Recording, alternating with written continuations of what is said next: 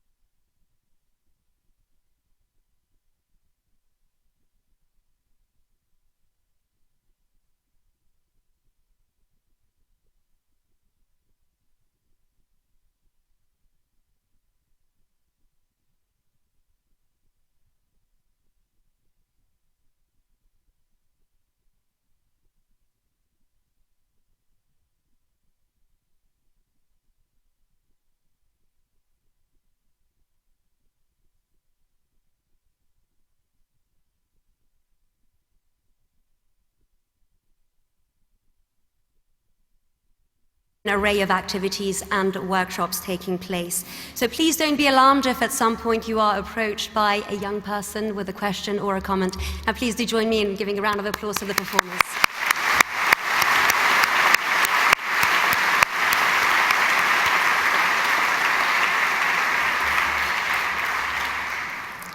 Now, my name is Sanam Chantier. I'm a journalist for France 24, that's France 24. I was first introduced to the nuclear file back in 2006 when I started working on Iran.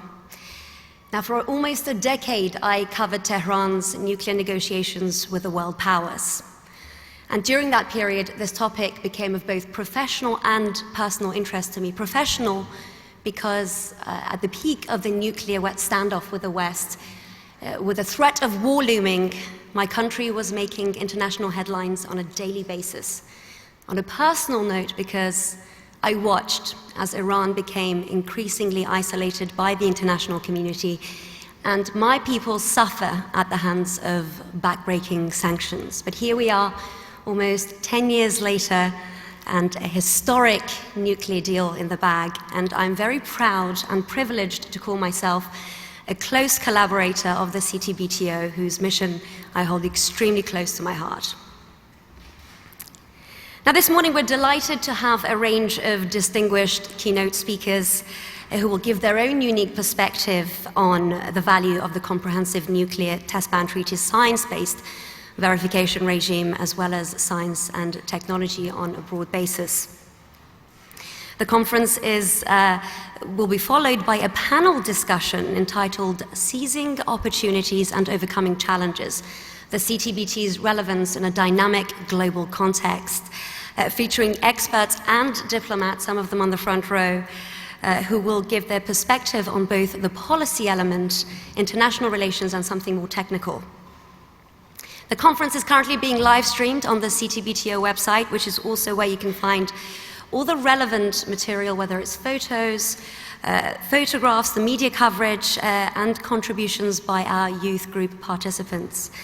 Also, and this is something that I'm a big advocate of, social media, please do feel free to take to Twitter. Our hashtag is SNT 2017. I would also like to draw your attention to the exhibits on display here at the Palace, showcasing the CTBT technologies and activities. But before we move on, I would like to invite to the stage two people without whom this conference would not have been possible. The SNT project executives Nurjan Mirzal-Ozel and Randy Bell.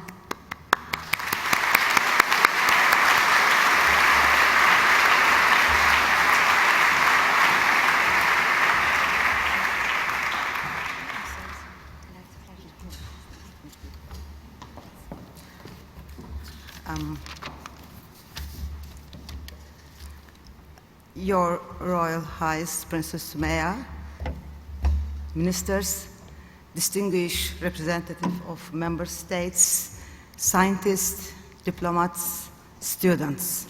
I welcome all of you today to this conference, and thank you for your participation. And thank you for sharing with us your readiness today to share with us, with CTBTO, your expertise, your scientific knowledge to the nuclear monitoring and its technologies. First of all, as the executive of this conference, I would like to thank CTBTO staff who have worked hard, long hours to make this conference a success. During this conference, we will enhance the exchange of knowledge and ideas between CTBTO and broader scientific community. We will also present our needs, PTS needs, to the scientific community and seek for some contributions.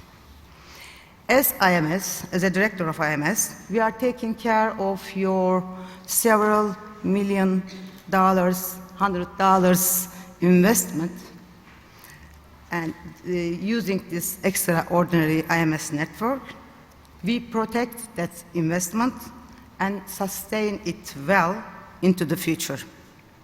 For this very reason, we are ready to reflect and apply every single innovative engineering solution coming out from this conference to this extraordinary network to strengthen its abilities. As a university lecturer, I especially want to encourage young scientists to promote the use of IMS data in their thesis and in their research.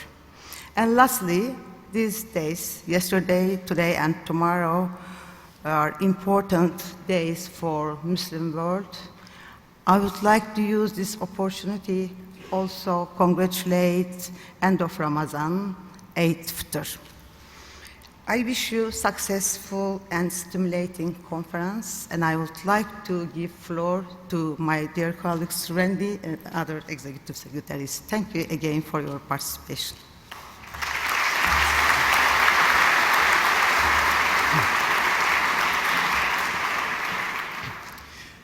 Hello. Twitter was mentioned just a second ago, and out in the Atikamer, the globe room just behind this magnificent room, there's a Twitter wall. And last night I saw a tweet that said, Dr. Zerbo is the godfather of the CTBT youth group. I'd also like to say that Dr. Zerbo is the father of this Science and Technology Conference series. Previously as project executive, and now as executive secretary for the last couple of these. He's the parent of this conference, especially in its modern incarnation. I hope you will all agree he is just cause to be a proud parent. And I can think of no one who is better able to articulate how this conference contributes to our collective hopes and aspirations for the entry into force of the treaty and the treaty's fulfillment of its ultimate mission, a world free of nuclear explosions. So please, will you help me welcome Dr. Zerbo to the podium?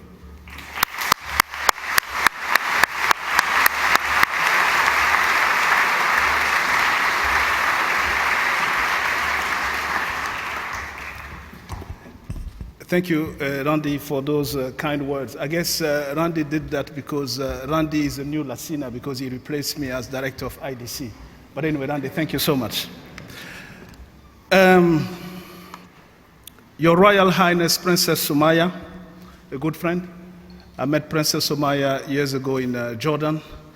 You will hear more about her and her abilities soon. Minister Pereira Teixeira from Angola, welcome. My brother, Minister Alpha Omar Dissa from Burkina Faso. Merci de me faire l'honneur d'être présent à cette importante conférence pour le CTBT. Under Secretary Cancela, Deputy Minister Santana Nunes, Secretary General Leonard, our host country. Leonard is a good friend, and Linda, I'm always happy to see you supporting us so strongly in our series of science and technology conferences. Pascal Outreguera from France, Director General Arhebesh, he's always been present on our event. I want to thank you. And I often tease him, I say, if you give us money, we'll take it as well to help youth. Executive Secretary Emeritus Hoffman and Tibor, my two predecessors, Hoffman being the one who hired me, Tibor being the one with whom I worked the longest at the CTBT. Excellencies, distinguished scientists, ladies and gentlemen, and then youth from the CTBT, welcome to the Science and Technology Conference 2017.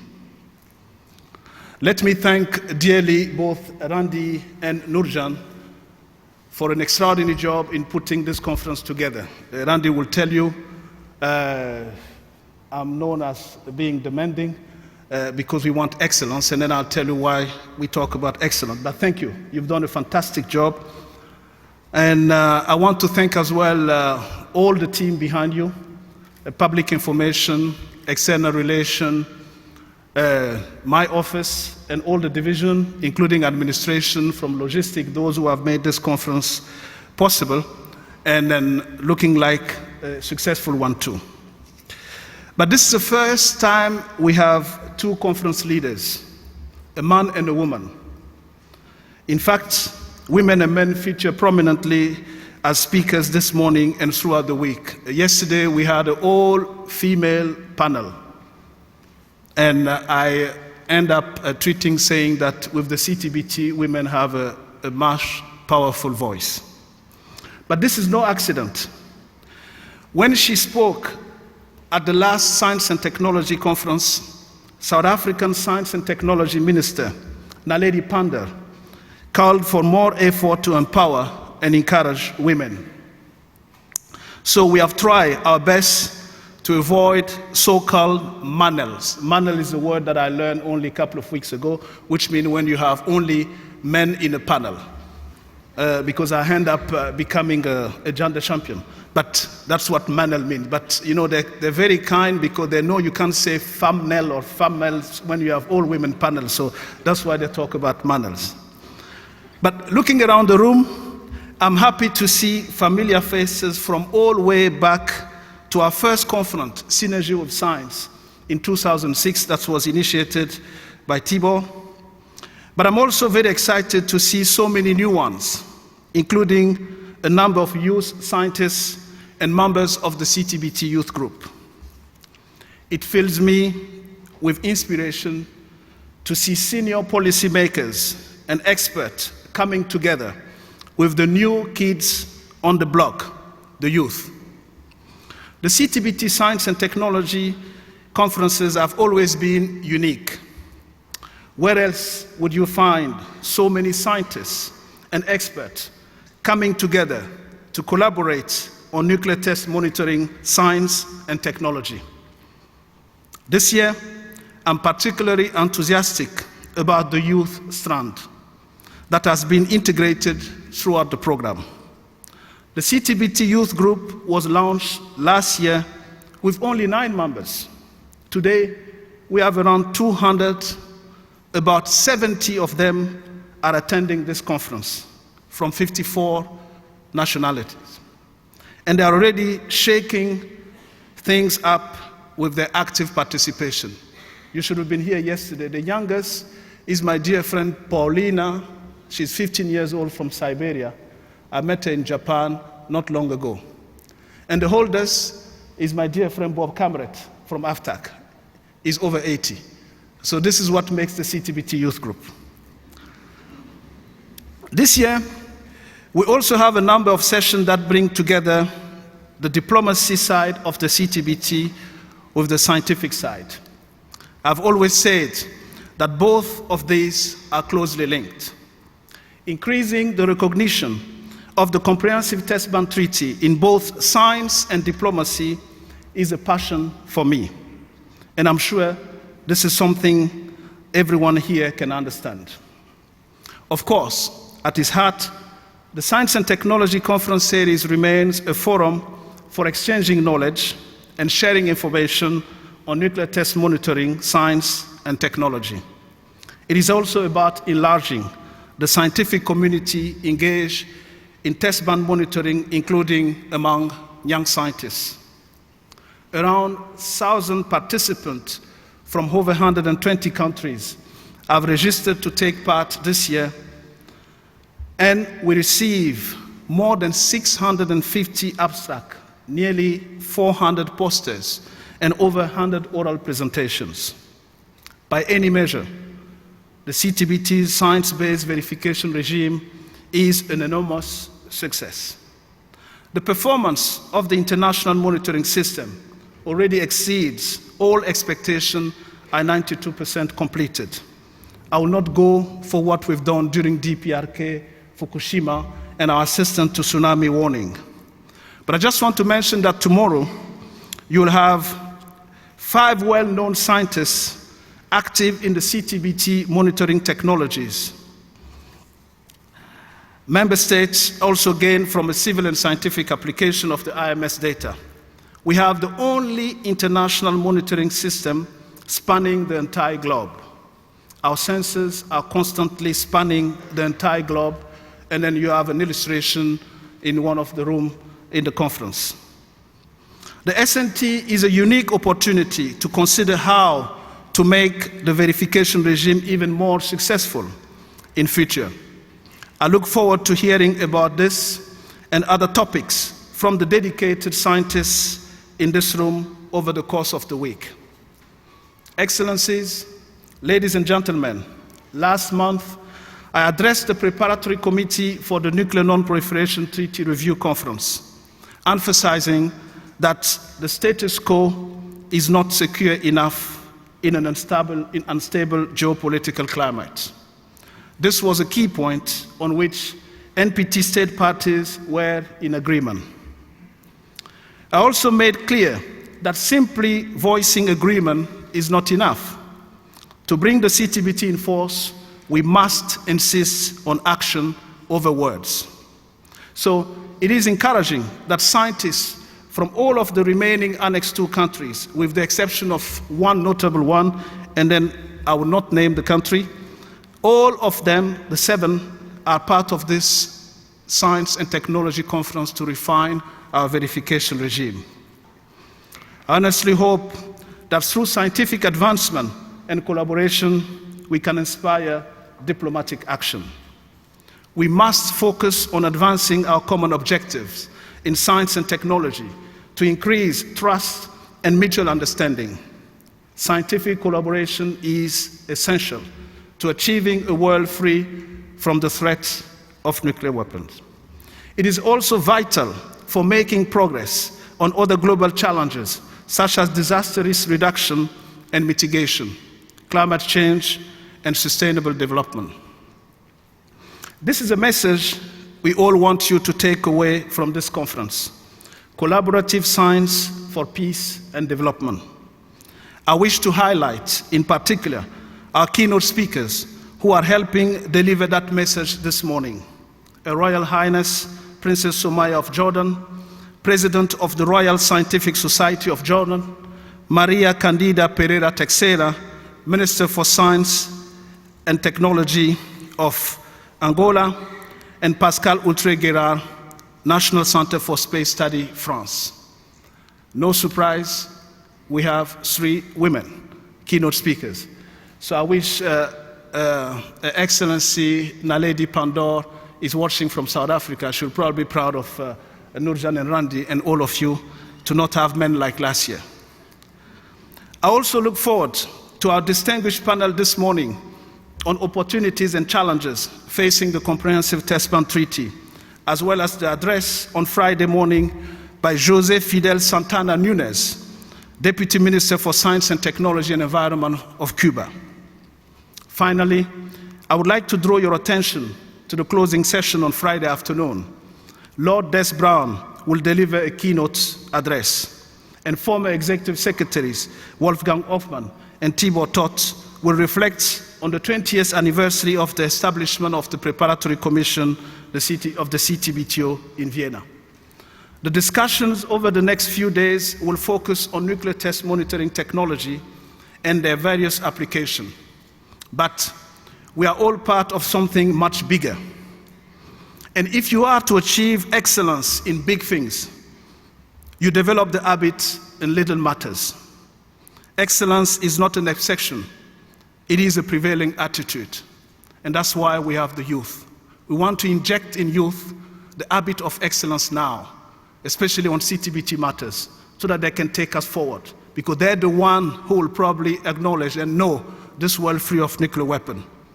The progress that we make on the implementation of the Comprehensive Test Ban Treaty on both the scientific and diplomatic fronts will contribute to global effort to make the world more safe, more secure, and more prosperous. I thank you and welcome to the CTBT Science and Technology.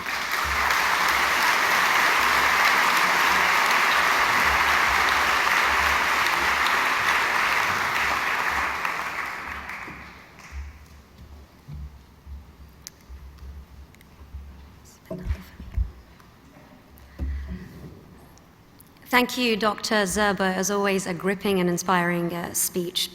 Now, a few words about our venue here, the Hofburg Palace, which was for 600 years the residence of Austria's reigning family. And over the centuries, it has become one of the most pivotal centers of European history. Today, the Hofburg is the official seat of the Austrian president and several government offices. And on that note, it is my pleasure to introduce Dr. Michael Linhart, Secretary General for Foreign Affairs of the Federal Ministry of Europe, Integration and Foreign Affairs, who will address us on behalf of the host government. Please welcome him.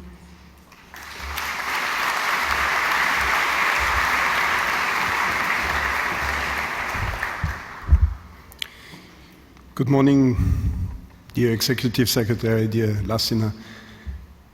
Thank you first for this very impressive and dynamic introduction, opening of today's conference.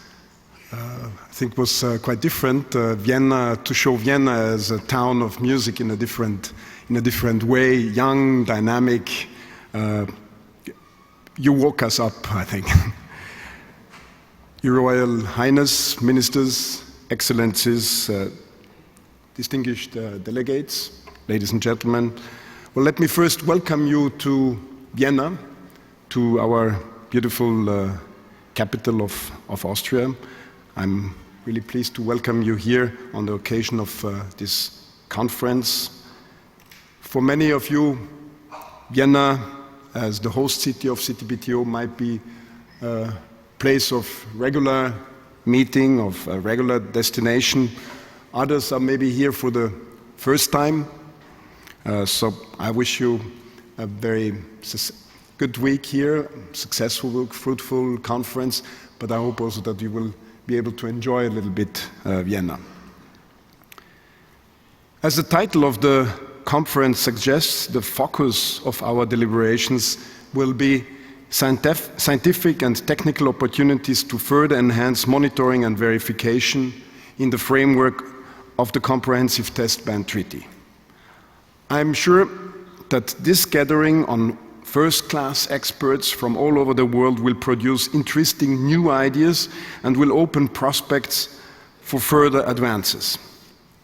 The high political relevance of this endeavor has recently been highlighted by the nuclear tests conducted by the Democratic People's Republic of Korea.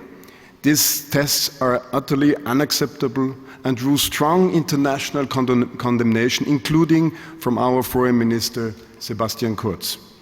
In connection with the tests, the CTBTO has impressively proven its ability to provide fast, reliable, and comprehensive data.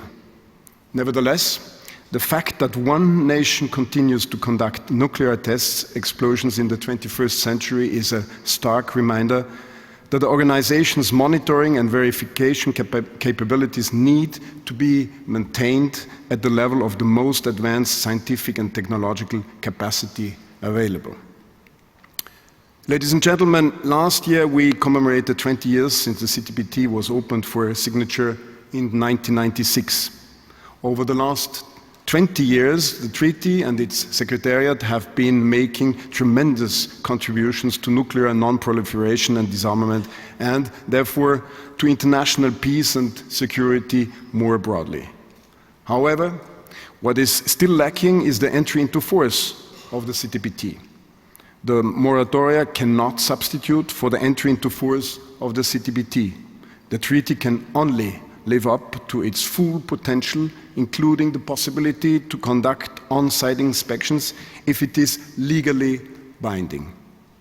Let me therefore call again on all remaining Annex II states to take the necessary steps for ratification as soon as possible. Consequently, all Annex II states can and should show leadership on this important treaty without attaching conditions to their own ratification. We commend the great efforts undertaken by the Executive Secretary in this regard and are convinced that he will continue to do so. Ladies and gentlemen, the lack of progress of the CTBT's entry into force is also a reflection of the unfavorable international environment for progress in nuclear disarmament in recent years. Nevertheless, or maybe exactly because of this state of affairs, the year 2017 has seen some new momentum. While I'm speaking, member states of the United Nations are negotiating in New York a legally binding instrument for the prohibition of nuclear weapons. With these negotiations, the deadlock in multilateral nuclear disarmament, which has persisted ever since the conclusion of the CTBT in 1996, has finally been broken. Currently, there is still debate, at times a controversial one, over the merits of the Prohibition Treaty initiative. However, in the coming months and years, it should become increasingly visible that the new treaty will not weaken the existing nuclear non-proliferation and disarmament architecture, but in fact strengthen it. There is reasonable hope that some of the positive momentum created by this initiative will eventually spill over to other disarmament issues, and, why not, setting the CTBT on a firm course towards its entry into force. Ladies and gentlemen, this is the political context of your work. Your new findings and deliberations are indispensable to keep the CTBT at the cutting edge of monitoring and verification technologies. Sound scientific analysis and working technological solutions are the indispensable basis for the achievement of the CTBT's political goals.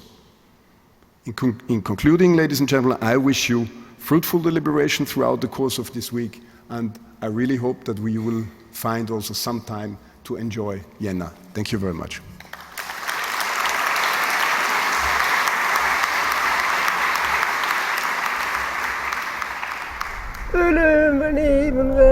This is my grandfather, Nyari Morgan. Nyari says, welcome. You come from a long way away.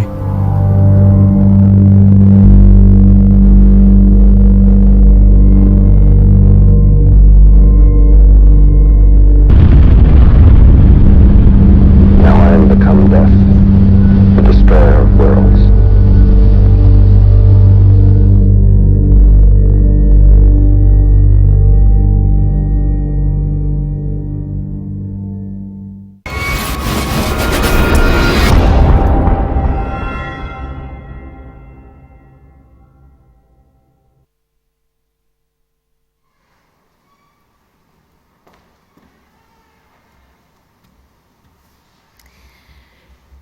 Excellencies, ladies and gentlemen, you've just watched a clip from Collisions, a virtual reality experience into the world of the indigenous Matu tribe in the remote Australian desert. Now, back in the 50s, these people came to face with the devastating consequences of nuclear testing.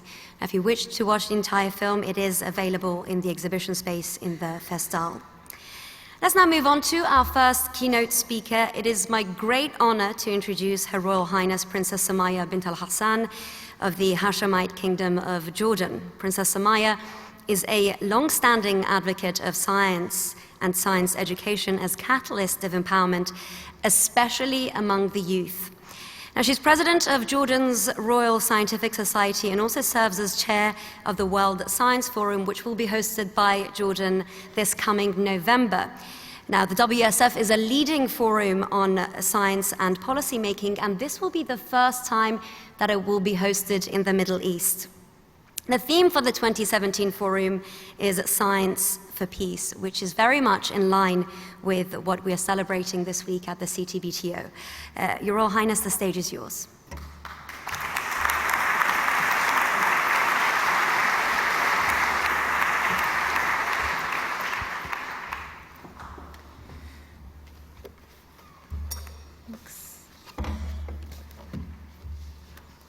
Bismillah ar-Rahman ar-Rahim. Your Excellencies, dear friends, forgive me if I don't go through everybody's titles, but if I can say, dear Zerbo, it's a pleasure for me to be here and a great privilege to address you all at this Science and Technology Conference 2017. This gathering, which represents a great and enduring coming together of science and policy, highlights to all that a commitment to peace through science and technology delivers results that other forms of international engagement may never achieve.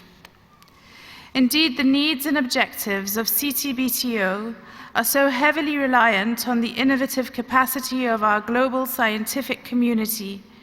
Through your invaluable work, you demonstrate how dependent we all are as a human family on the abilities of those amongst us who have the talent and training to progress our technological capacity. CTBTO ensures that innovation is deployed for verification and monitoring so that we may all feel more secure, and your model of collaboration and cross-border cooperation in the form of a unique international monitoring system ensures that stations distributed globally can detect nuclear tests and unbiasedly report activities that might pose a threat to all of us. Perhaps the most inspiring aspect of your work is that those technologies which are deployed to avert man-made disasters and dangerous conflict also have such vitally important civilian applications. For those seismic stations are uniquely placed to detect earthquakes and to act as early warning systems for tsunamis. The underwater facilities can also be used to track whale migration and to inform us all of important developments in our natural world. Whichever form of detection you seek to improve in order to help keep us safe and informed, from seismic to hydroacoustic and from radionuclide to infrasound, we must all agree that we need a fully supported and independent science community to bring our scientists safely into a future freed from conflict and filled with opportunity. Indeed, monitoring and verification will become far more important to our people and our planet as we progress through a rather uncertain century. The CTBT is, of course, a prime example of a treaty born out of the collaborative efforts of diplomats and scientists, each community operating with drive and determination in their own spheres of expertise. While committed diplomats spent so many years negotiating the treaty, the scientific community worked tirelessly to develop the technologies that were essential to make the treaty work beyond the negotiating table. This was a wonderful example of science and policy working together to make our world safer and more hopeful. I am delighted to note that your organization has gone from strength to strength since those early days of innovation and negotiation. And as we join together here, I believe that, if I may allow myself to say, that the Dr. Zerbo, the Executive Director of CTBTO, and myself are very much in agreement that security issues cannot be decoupled from developmental issues, and that yours is one of those few vital organizations that work tirelessly to enable change through good science and committed diplomacy. For unheeded development challenges most inevitably become security challenges. The true path to sustainable development is through a serious commitment and investment in science and technology that enables opportunity and empowers prosperity. I hope that I may claim that my country of Jordan, as a firm ally in this mission, indeed, we are committed to making science a core part of our regional diplomatic efforts and our national developmental objectives. In this regard, we were delighted to host the official opening of SESAME, the synchrotron light for experimental science and applications in the Middle East, just over a month ago. I know that Dr. Zerbo and so many of you in this room today will understand me when I say that we are truly excited to have such a cutting-edge research facility on our doorstep so that we may strive to develop a model for open science that suits and supports our nation and our region. It is through open science, backed by regional diplomacy, that we will embrace all of our people and help to create opportunity through ingenuity and innovation. For science offers so much more than necessary responses to our many challenges. It promises a bold and uniting journey towards finding innovative solutions to those shared challenges. We very much hope that we can make much of the research that will be conducted at Sesame and elsewhere in Jordan comprehensible and relevant to a wider audience. Science is humanity's greatest endowment as we strive to manage our challenged resources and to care for and heal our threatened environment. Sesame is now a beacon of cooperative science in a region where political collaboration is so often absent or thwarted. But it also has the potential to help shine a light into all our communities, one that will illuminate the vast potential of creative innovation to solve problems, to make life better for all of us, and to teach us so much more about ourselves. It is through that progress that we may lay the groundwork for durable progress in our communities. Of course, we must also note the place of science in our cultural identities and our national and tribal memories. For science must be seen as a shared resource and a common gift for all our human family. For all of us, our cultural heritage is a creation of the innovative spirits of many diverse ancestors. On the evening of the opening of Sesame, I was delighted to host our international and Jordanian guests at the Jordan Museum, so that we could remember that those of us who call ourselves Jordanian today are descended from so many tribes, races, and civilizations who have been at the center of timeless conversations on innovation and the application of knowledge for so many thousands of years, 12,000 years to be exact.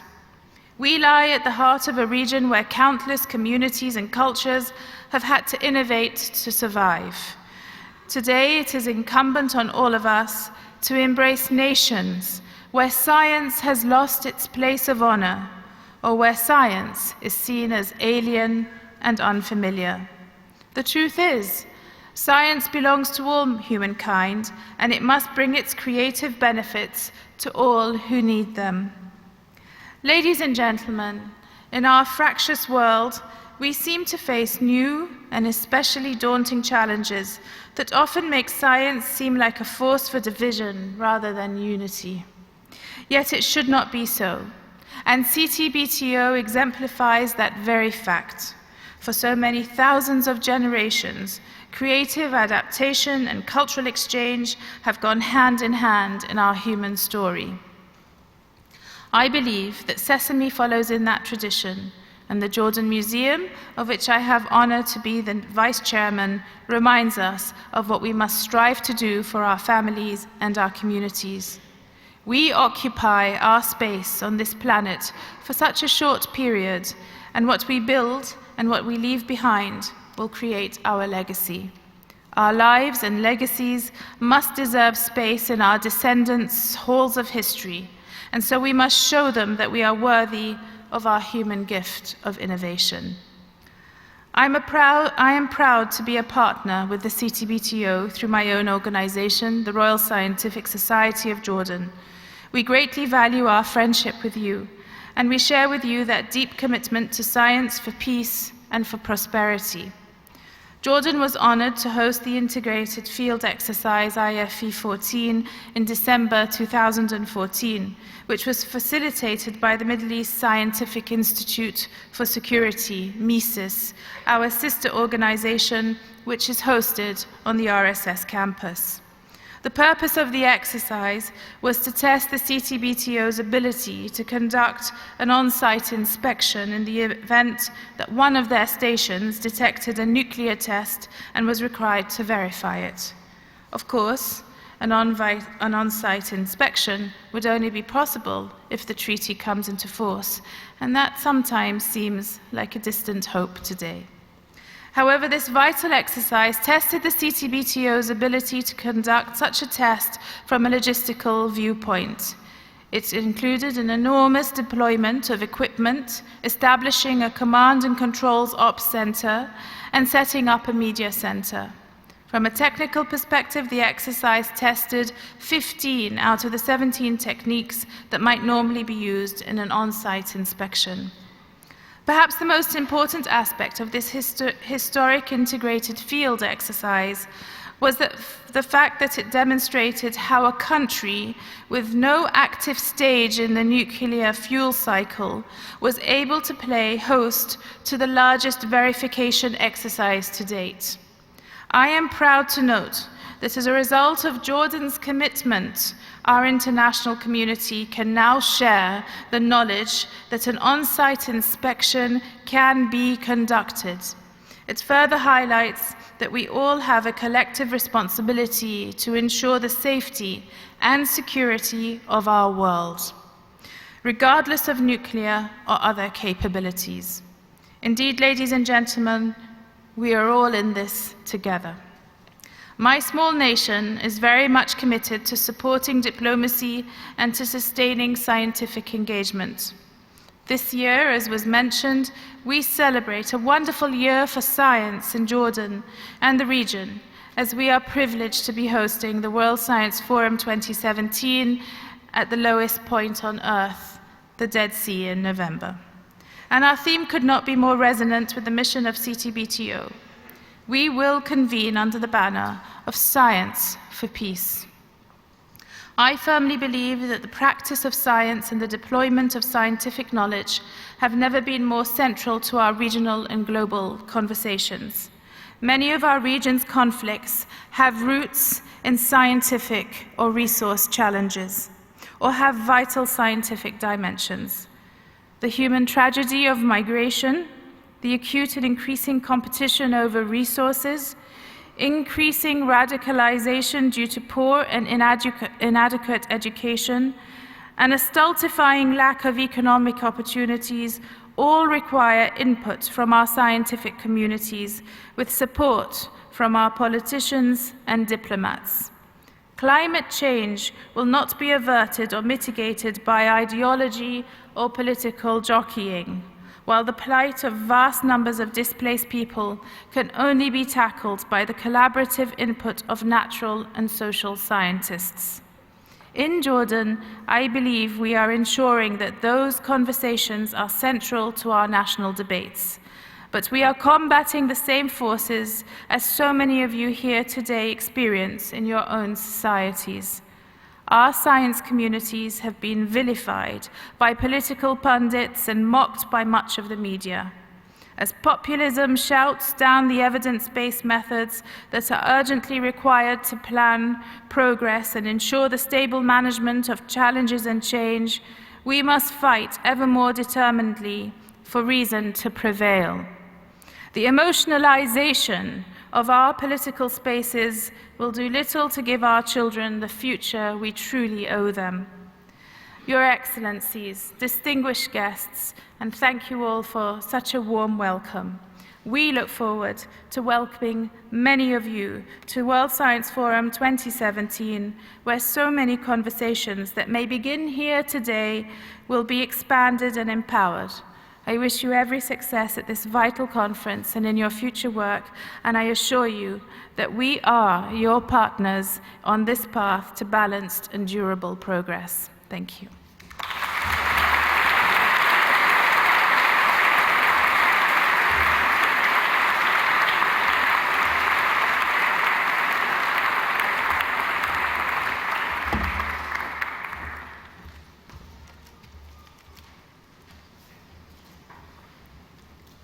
Thank you, Your Royal Highness, for that very inspiring and what felt like a heartfelt speech.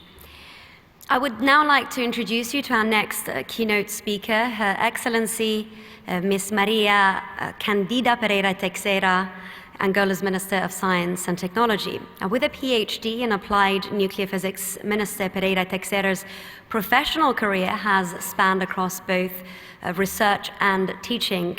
She brings an undeniable expertise to her role as Minister for Science and Technology, where she's mandated to coordinate and implement the country's policies in the field of technology and innovation. Madam Minister, welcome to the stage.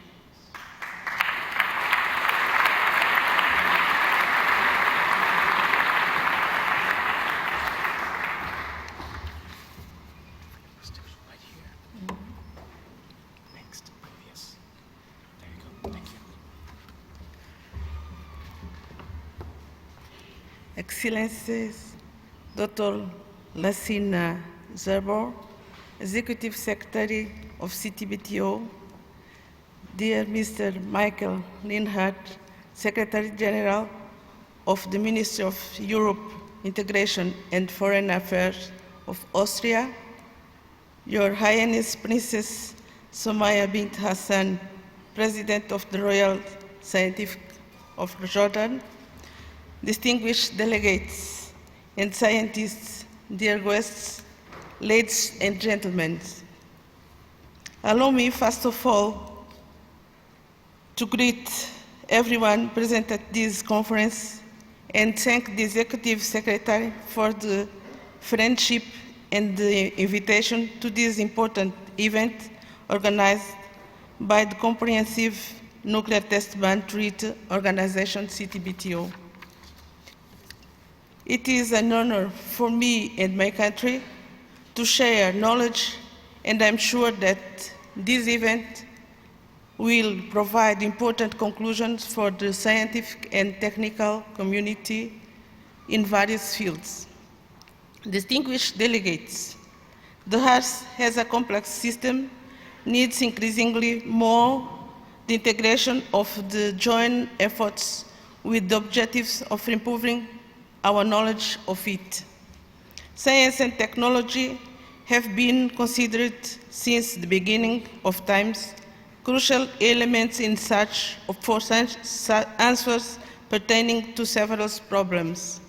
Understanding that the propagation of electrical waves in different devices could be an important factor in paleo-environmental reconstruction, or to formulate the hypothesis on the depth and composition of the Earth's mantle and nucleus was truly beautiful.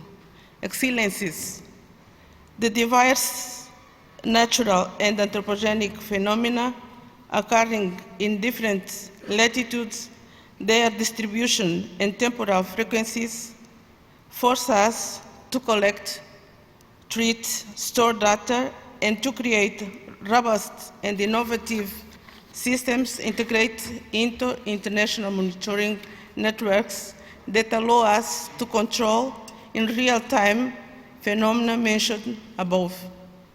We have appreciated the importance of this conference that allowed the increase of the dialogue and cooperation between the CTBTO and the international scientists and the technical community.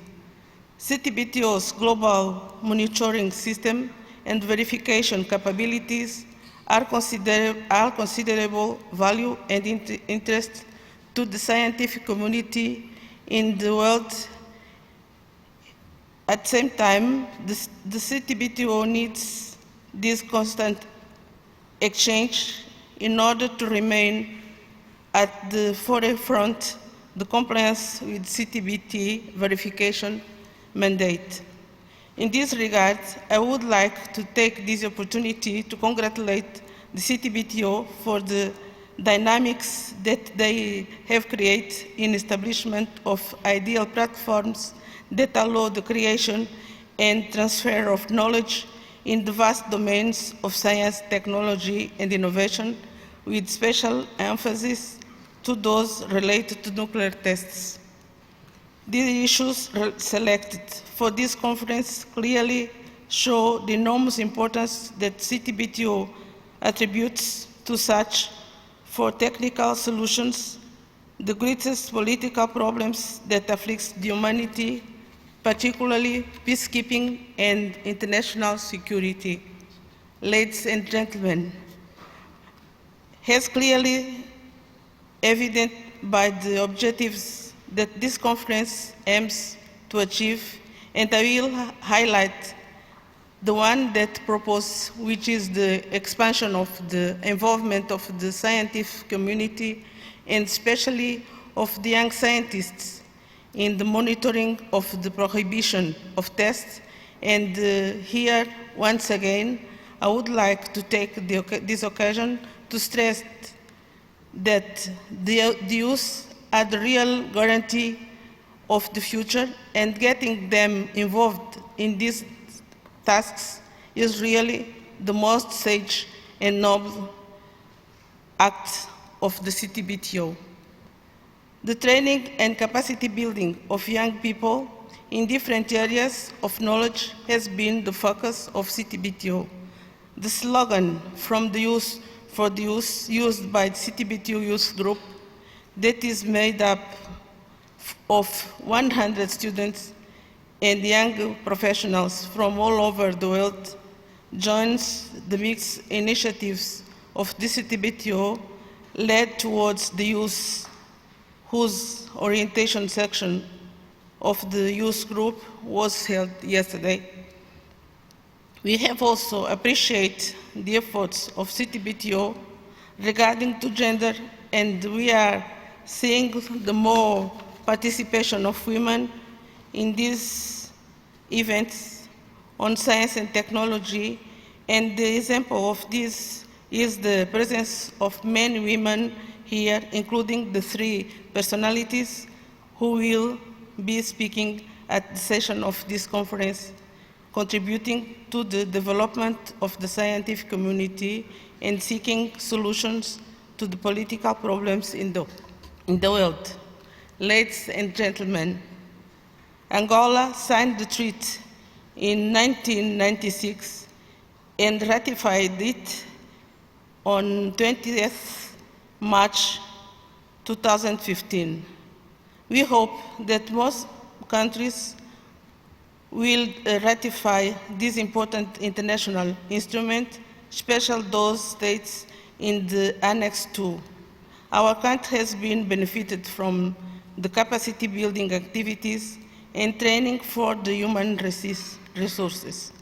Therefore, we face several challenges, and one of the biggest handicaps that we aim to overcome with the technical assistance of CTBTO is the establishment in Angola of a center for the monitoring radioisotopes, which will intend to be connected with the international monitoring system that is currently linked to more than 300 stations around the world. Excellencies, distinguished delegates, today more than ever, we should continue creating synergies at world scale, not only in political fields, but also in the technical area, as it is at this conference, so that the maintenance of international peace and security becomes a reality.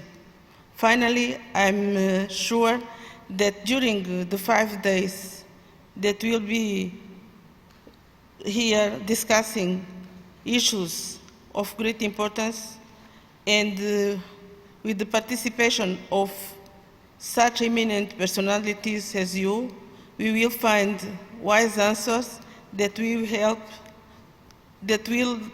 us to improve our knowledge and practices that are the basis to ensure the technical students solutions for the sustainable development of the nations. Thank you very much.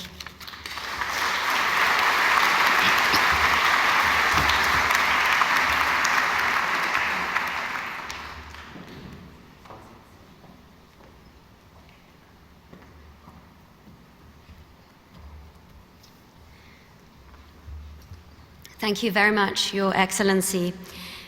It's my pleasure to introduce the last keynote speaker, Dr. Pascal Outreguerard, Deputy Director General to Programs, International Relations and Quality at the French National Center for Space Studies. Now, with a PhD in geomagnetic field modeling, Dr. Outreguerard has had a rich career in the field of science and applications. Her expertise in Earth observation and climate-related issues has gained her international recognition. The stage is yours, Doctor.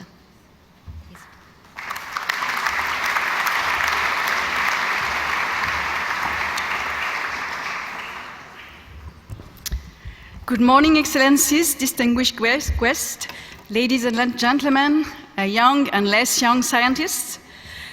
So I will give you today a very short overview of what is possible from space with respect to climate change studies. So I will show you some examples of success stories and also the big new challenges that the space agencies are facing now.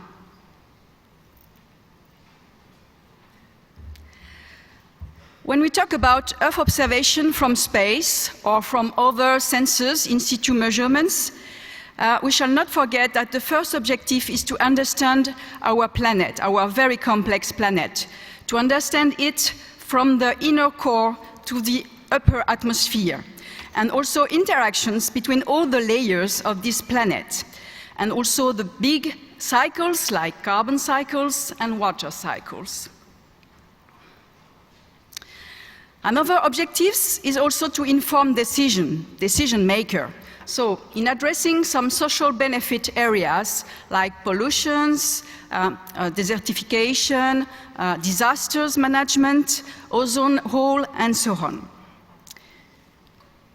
And this also can bring to new applications and also services and also some business development.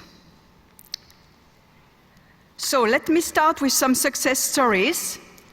The first one, very well-known success story, is a numerical weather prediction. About 80% of the data used for numerical weather predictions are coming from satellites. And also it gives us very long-term data records of number of parameters that are also very useful to study climate change. We have now more than 50 years of this kind of data, which is a powerful tool to understand the climate change and the global change of our planet. Another well-known success is also the study of the sea level with altimetry satellite like JASON series or now the Sentinel satellites from the Copernicus European program. And here you have an example of many El Niño, La Niña phenomena that has been catched by altimetry data over many years. And we can see, for instance, that we have had a very high El Niño phenomena in 2015. So these kind of phenomena are very well studied from space. And you have to realize that by studying this phenomena, we are able to study this phenomena because we are able to measure the sea level of about 1 centimeter anomaly of sea level.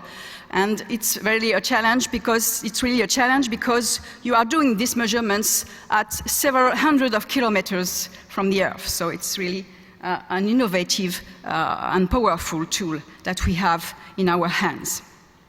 So this is what we are able to do right now. And we all know that the sea level rise was one of the most obvious indicators of the climate change of our planet. And now we are facing new challenges. One of these challenges is, of course, climate change. And I put on this slide the UN Sustainable Development Goals. Climate is one of these Sustainable Development Goals, but climate is also included in many other Sustainable Development Goals. So that's really an important point that we have to better understand and to monitor. One of our challenges that we are facing now is the greenhouse gases observation from space. And of course, it is related to the COP21 and the Paris Agreement. We would like to know better what is coming from the Earth and from human activities with respect to greenhouse gases. Here you have about 50 essential climate variables that have been defined by the scientists in the Global Climate Observing System. By the way, 26 of these essential climate variables are very well known because we have space data. And let me now focus on two of these essential climate variables, greenhouse gases like carbon dioxide and methane. So now we would like to measure these parameters from space with enough accuracy to better understand the carbon cycle and also the life of these greenhouse gases and the emissions, the sources and sinks of these greenhouse gases. We know that there is a growing interest in the carbon dioxide and methane observations from space. Japan has its own satellites, COSAT. US has also its own satellite, OCO3, and many plans. And China has launched last year its satellite, TENSAT, to measure carbon dioxide. So you have here carbon dioxide and methane molecules just to show you what these missions are intends to do, to measure. And in Europe, we have several projects. In particular, in the Copernicus program, we have the Sentinel-5P and Sentinel-5, which aims to measure the methane. We have two satellites, and I will come back on this later, led by France. And we have also a Sentinel-7 project to measure carbon dioxide from space in the Copernicus program.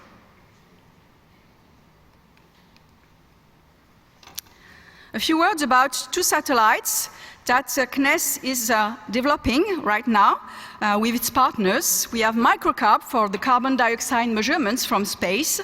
MicroCarb will be launched in 2020, and it's what is very challenging when you measure CO2 from space. You know, CO2 is the most important greenhouse gases in our atmosphere, and but it's very difficult to measure the small variations of these greenhouse gases, because we would like to measure 1 party per million with respect to the total concentration of these greenhouse gases in the atmosphere, which is 400 part per million. So it's really a very small variation that interests us, and it's really a challenge to measure these small variations from space at more than about 800 kilometers from the Earth's surface. So MicroCarb is a cooperation with the UK Space Agency. And again, what is very important is to have accurate measurements, to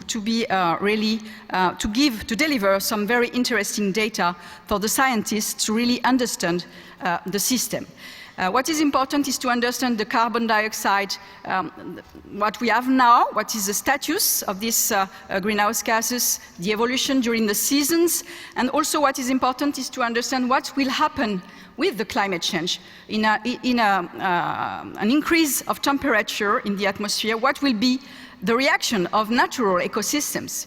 A forest will a forest have the same behavior in a global warming Earth or not? It will depend, so we have to really monitor this very carefully.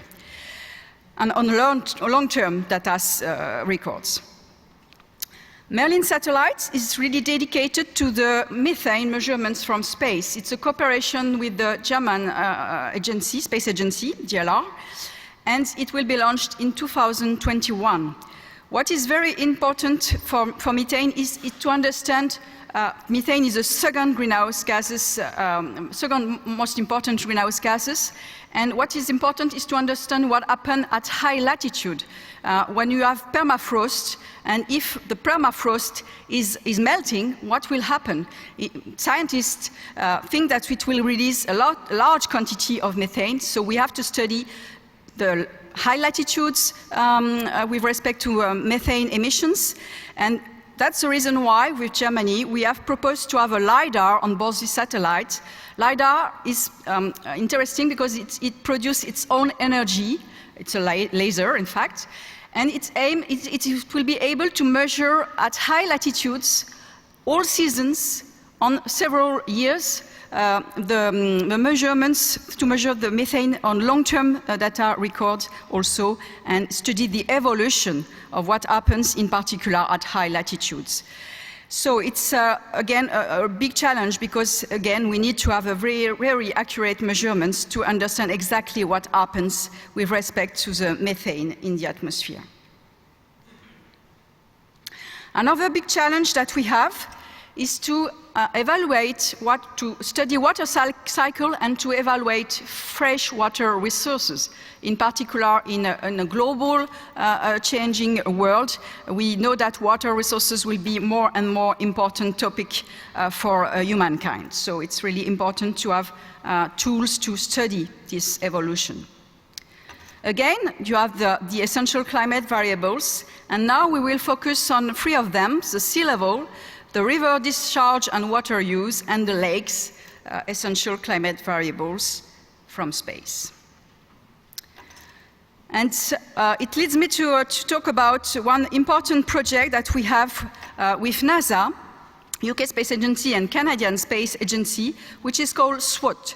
SWOT is a very particular altimetry satellite, and thanks to this big antenna that we have, it will be possible to have some 3D mapping of the water level at the Earth's surface, not only ocean, but also inland water.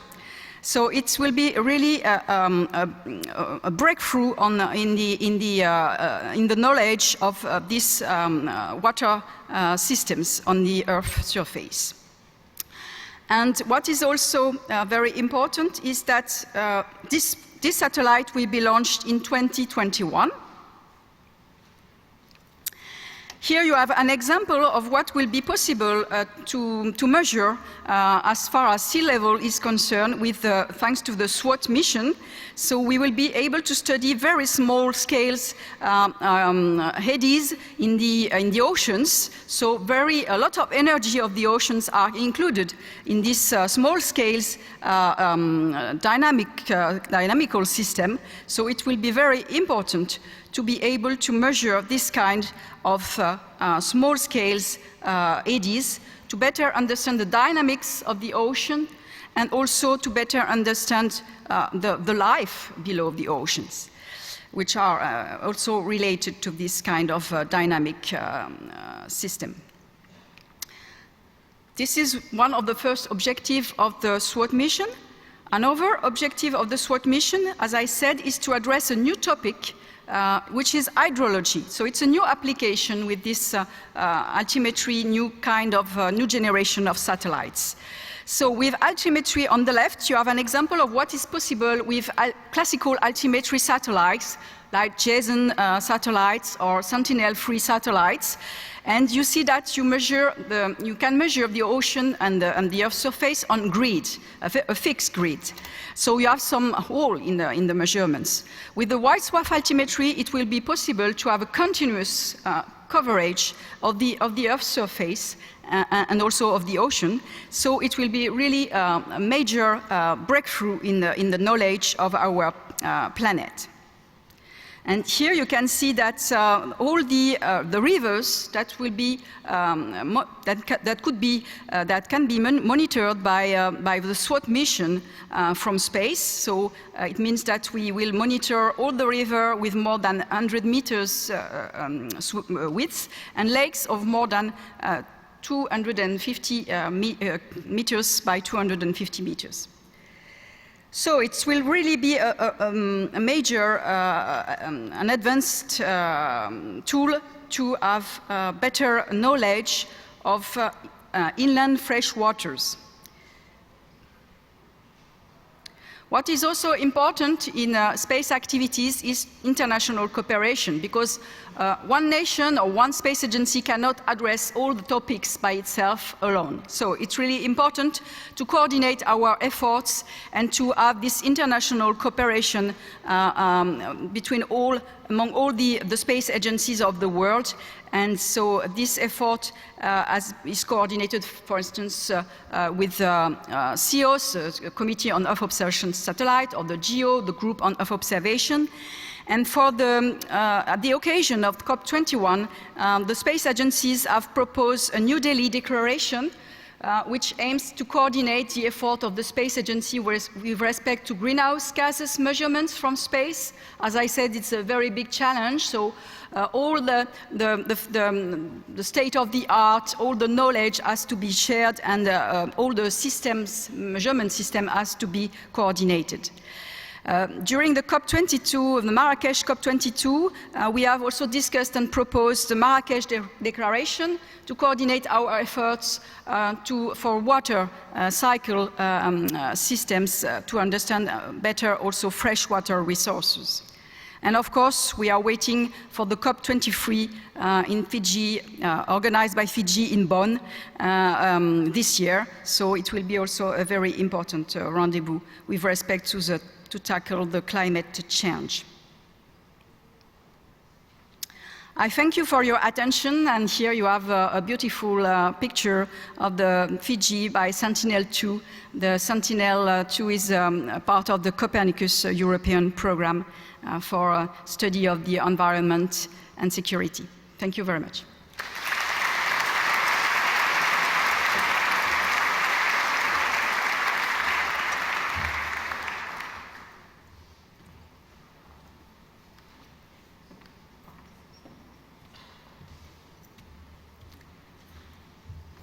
Thank you very much, Dr. Ulrich-Gerard. Excellencies, ladies and gentlemen, that brings us to the end of the keynote segment of this morning's high-level opening. I'm sure you will all agree that our eminent distinguished speakers set the scene beautifully for what we hope will be a successful conference. Before we move on to the high-level panel discussion, let me remind you that there will be a reception immediately afterwards that you're all cordially invited to attend after 1 o'clock. We now need to make some changes to the stage for the panel discussion, if you will bear with us. In the meantime, it's my pleasure to introduce a short film on the installation of the last acoustic station in the CTBT network in the Crozet Islands in the South Atlantic, one of the most remote places on Earth. The station was one of only 11 that monitors the ocean for signs of nuclear explosions, and it was some 20 years in the making. The film clip demonstrates the challenges involved in building and maintaining stations in very far-flung, inaccessible locations. Thank you.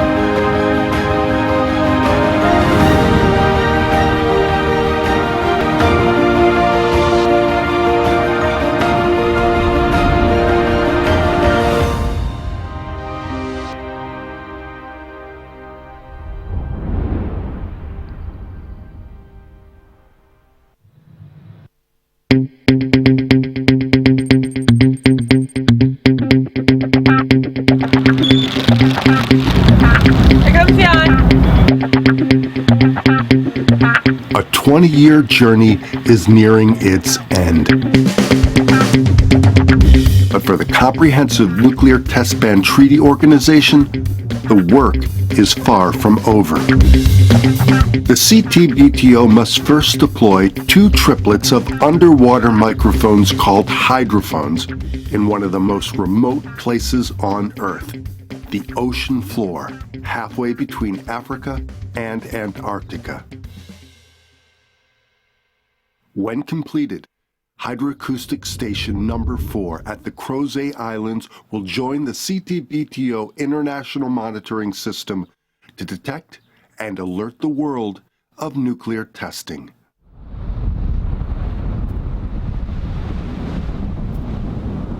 Installing a hydroacoustic station is a complex ocean engineering task.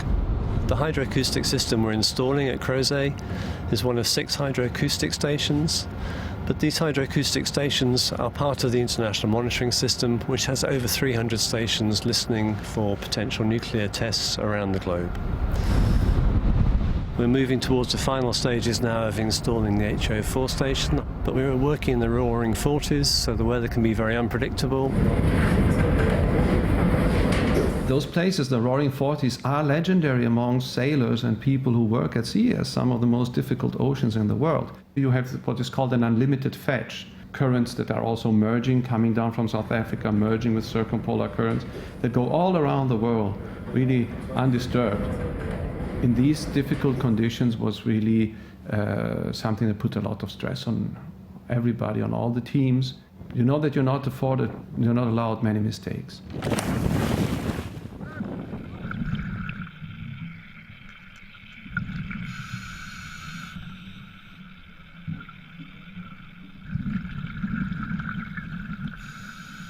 Crozet is not only a harsh environment above the sea surface, it's also a harsh environment underwater. In the previous installation, we managed to get the station installed. And the problem we faced was longevity. First design that we had did not use cables and that were sufficiently robust. But we knew that we had a mission to accomplish, that was to install that station.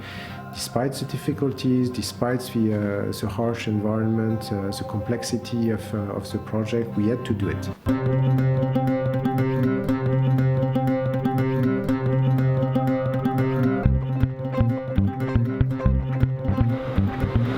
Once we get going, we can adjust it, okay?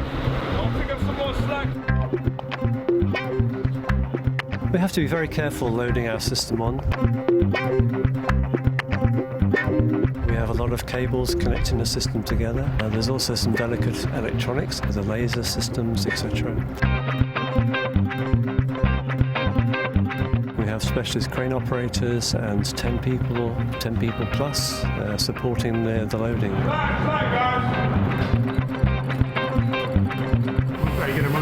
The system, it's tested at every logistical point along the way.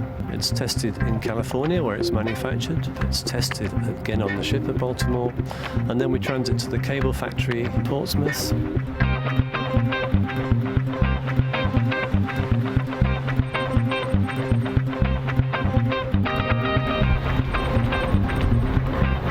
We have 120 kilometers of cable and it's integrated into the system and then it's tested again.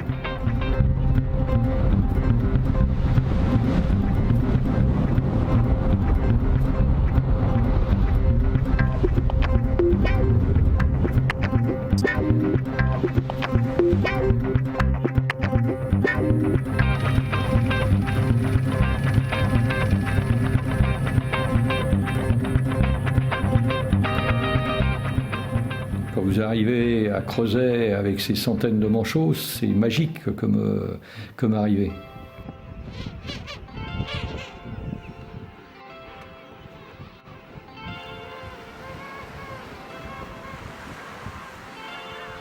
Cette réserve naturelle a énormément d'importance pour la France. Elle permet de redonner aux îles leur caractère originel et c'est quelque chose d'extrêmement important.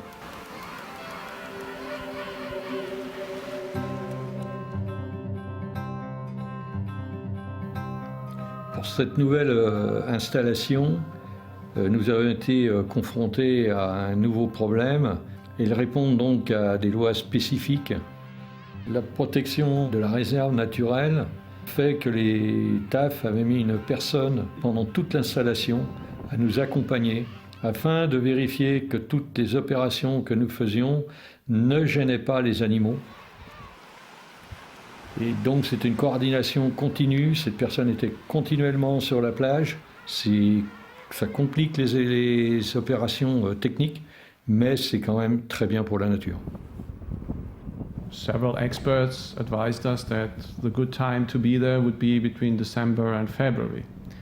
However, it turns out that December was just apparently one of the worst ones they've ever had on record. What was happening there was that there were these systems brewing up south of South Africa and being launched by the wind towards us like frisbees. These were freezing cold hurricanes with snow, hail. When the wind starts to be about more than 100 miles an hour, you have to go down and walk on all fours and work your way up, because dinner is up at the base.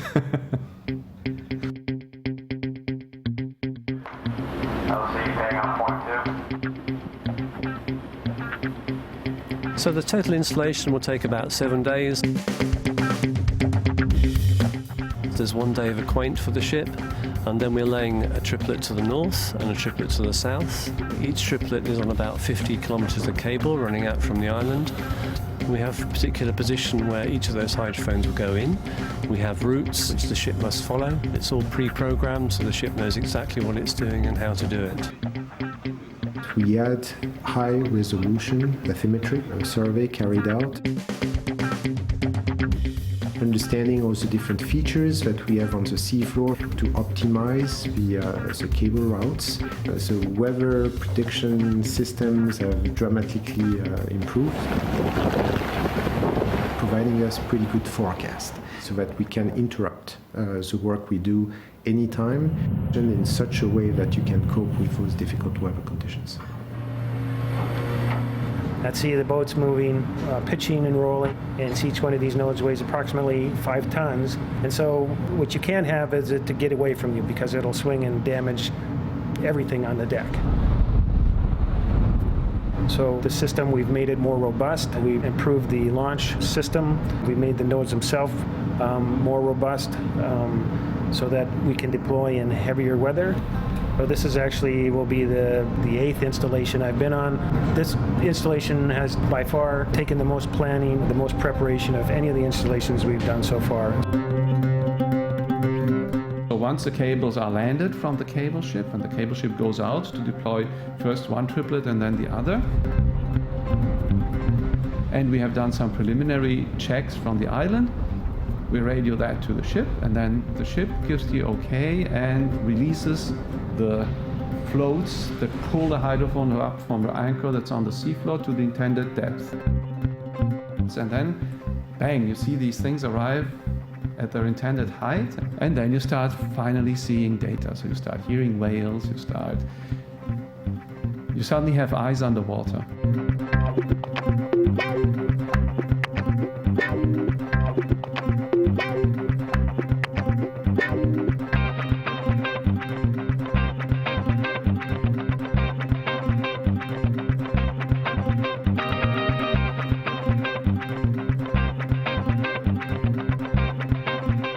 The Island Station HL4 was important accomplishment of the International Monitoring System Division. It's a very big accomplishment for the CTBTO. We have already completed 90% of the infrastructures of the International Monitoring System. Any country, if they attempt to make the nuclear test, then they should know it would be detected and recorded by International Monitoring System Division stations. CTBTO is probably the only organization that can monitor the world oceans 24/7, and we are very glad to continue the collaboration with the scientific community. Studies related to underwater seismic activity, underwater volcano monitoring, marine mammal vocalization. We are the guardians of a treasure of data.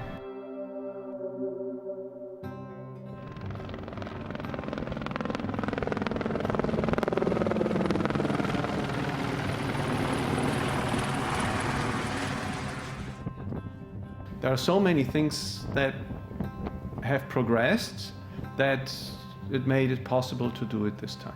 But in many ways, you feel also like you pulled it off.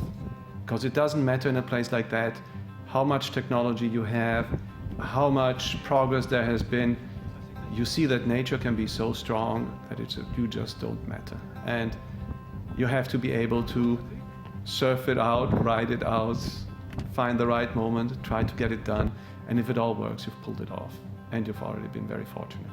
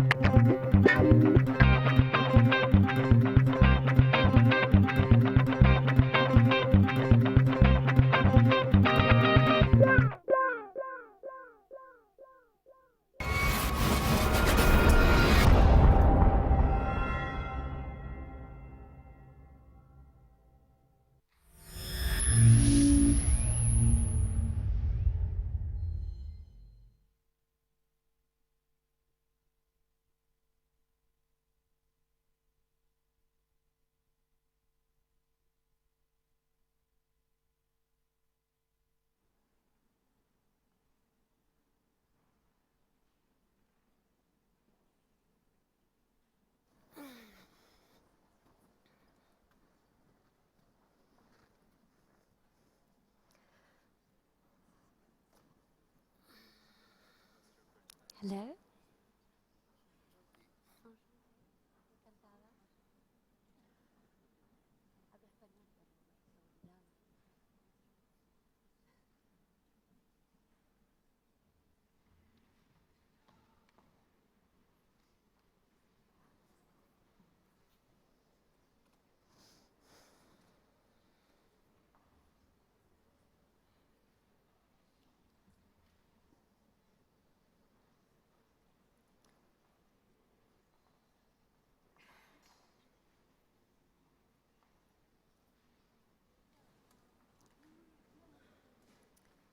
Excellencies, ladies and gentlemen, we've now come to the second segment of today's program, and that is what we hope to be a very lively panel discussion with hopefully participation from the floor. It is entitled Seizing Opportunities and Overcoming Challenges, the CTBT's Relevance in a Dynamic Global Context.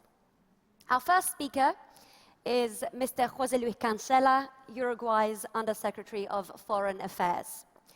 Mr. Cancela has been serving the Uruguayan Ministry of Foreign Affairs for almost 3 decades. During his diplomatic career, he's worked in Bulgaria, Belgium, and Spain in different capacities. He was also the permanent representative of Uruguay to the United Nations. Most notably, he was elected chair of the First Committee of the UN in charge of disarmament and international security. Mr. Cancela has been in his current role for 2 years. Sir, you have the floor. Okay, thank you very much. Well, good morning to everybody, excellencies, distinguished participants, ladies and gentlemen, friends. It's really a pleasure to be here today. Well, first of all, allow me to thank the Executive Secretary, Mr. Lacina Serbo, for his kind invitation to participate in this 2017 CTBTO's Conference on Science and Technology. It's really an honor for me to be a part of this panel. Well, you know, we live in a global world with global threats: climate change, terrorism, unprecedented humanitarian crisis, cybercrime, and one threat that hangs every morning on our heads like a Damocles sword, that is the nuclear Armageddon. And you don't need a war to trigger it. Just an accident is enough. And believe me, it could happen. So, I would like to add that the international scenario has changed dramatically in the last years, becoming increasingly unstable and unpredictable. We could say that we are going through tectonic movements right now. We are really living a change of era. In this context, nuclear disarmament and non-proliferation are more urgent than ever. These days, you know, the UN is negotiating a legally binding instrument to forbid nuclear weapons. Some countries say that current time is not appropriated to seek a total ban on nuclear weapons, that we have to wait for better times and continue to work within the NPT framework, even though the last treaty review conference was not able to reach an agreement on substantive issues, as you all know. On the contrary, I think it is precisely the other way. The doomsday clock is just 2.5 minutes to midnight, the closest it has been since 1953.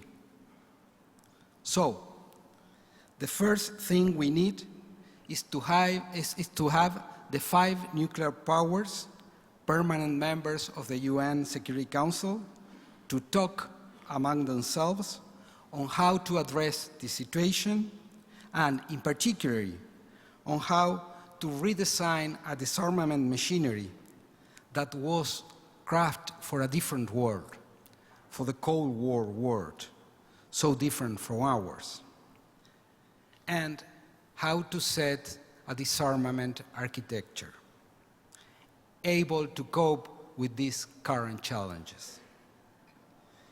It's absolutely necessary that UN Security Council takes leadership on this process. Second, we have to deliver a clear political message in the sense that we have the political will and we are committed to disarmament and non-proliferation. And the entry into force of the CTBT is this message. CTBT has a key role to play in the new architecture of disarmament and non-proliferation. Unfortunately, nuclear tests were already performed by one country in this 21st century. If we want disarmament to go ahead, we have to put many pieces together. CTBT entry into force is of utmost importance. First, we can check that a nuclear test has indeed taken place, and for this purpose, the discussions in this conference about scientific and technological issues are critical to improve our verification systems. With its entry into force, we will have the possibility of conducting inspections in situ or on site. Second, we will have more leverage for demanding compliance with treaty obligations. And thirdly, and most important, we will be showing our resolute determination to disarmament and non-proliferation. So, we absolutely need the 8 Annex II countries to ratify the CTBT in the very short term. At this point, I have to recall resolutions 2310/2016 of UN Security Council and resolution 71/86 of the General Assembly, adopted on the occasion of the 20th anniversary of CTBT signing. As you know, UN Security Council resolutions are compulsory for all states. So, we have to keep in mind that it is the very foundations of our multilateral system that are at stake here. We have to be very careful about the fact that United Nations Security Councils have to be compulsory, because the whole credibility of the system is at stake here. Third, we have to continue to establish new nuclear-free zones and promote convergence among the already existing 5. As you know, Uruguay is a member of the Treaty of Tlatelolco, an instrument that turned Latin America and the Caribbean into the first region of the world free of nuclear weapons, and that this year celebrated its 50th anniversary. As many of you know, nuclear powers had been asked to withdraw the reservations made to that treaty, which violate its substantial provisions. Latin American and Caribbean states are deeply engaged in advancing the cause of a world free of nuclear weapons. Almost all of us have ratified CTBT. The convergence of the 5 nuclear weapons-free zones is a tool we have to move forward nuclear disarmament and non-proliferation. According to 1995 NPT Review Conference and 2010's Plan of Action, we have still pending the establishment of a nuclear weapons-free zone in the Middle East. We need it to even promote further convergence among nuclear weapon-free zones. Fourth, it is necessary to strengthen the NPT's regime and put into practice the 2010's Review Conference Plan of Action. It's also imperative to discuss which will be the role of the Conference on Disarmament. And last but not least, we have all nuclear weapons states and non-nuclear weapons states to commit to a legally binding instrument to ban nuclear weapons. Let us bear in mind that nuclear weapons are the only weapons of mass destruction that have not yet been banned by any convention. This is not in contradiction with the strengthening of the NPT regime. We have still a lot of work to do under the NPT umbrella, but at the same time, we must set the goal of the prohibition of nuclear weapons. This is extremely important.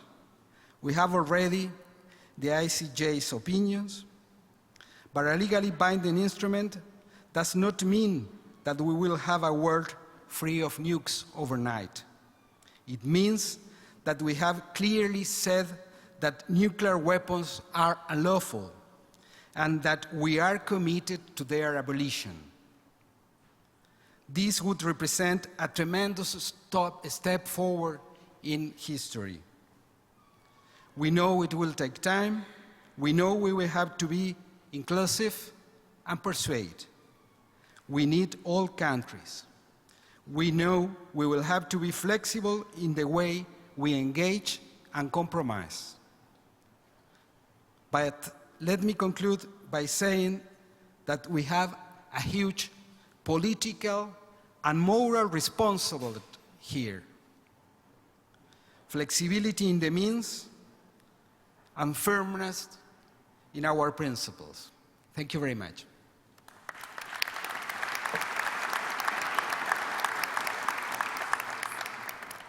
Thank you very much for that thoughtful assessment.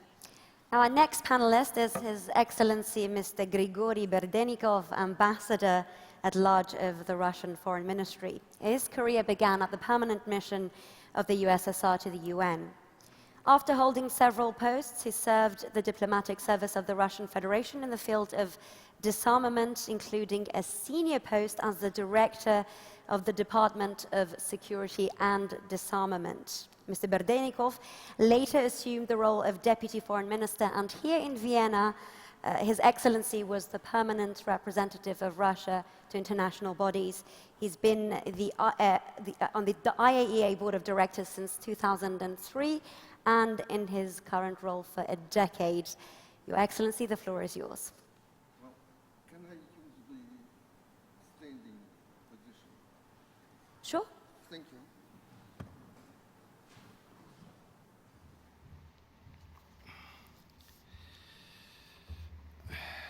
Ladies and gentlemen, Excellencies, at the outset, let me thank the Executive Secretary for the invitation to take part in such an important and representative forum on the CTBT and its verification mechanism.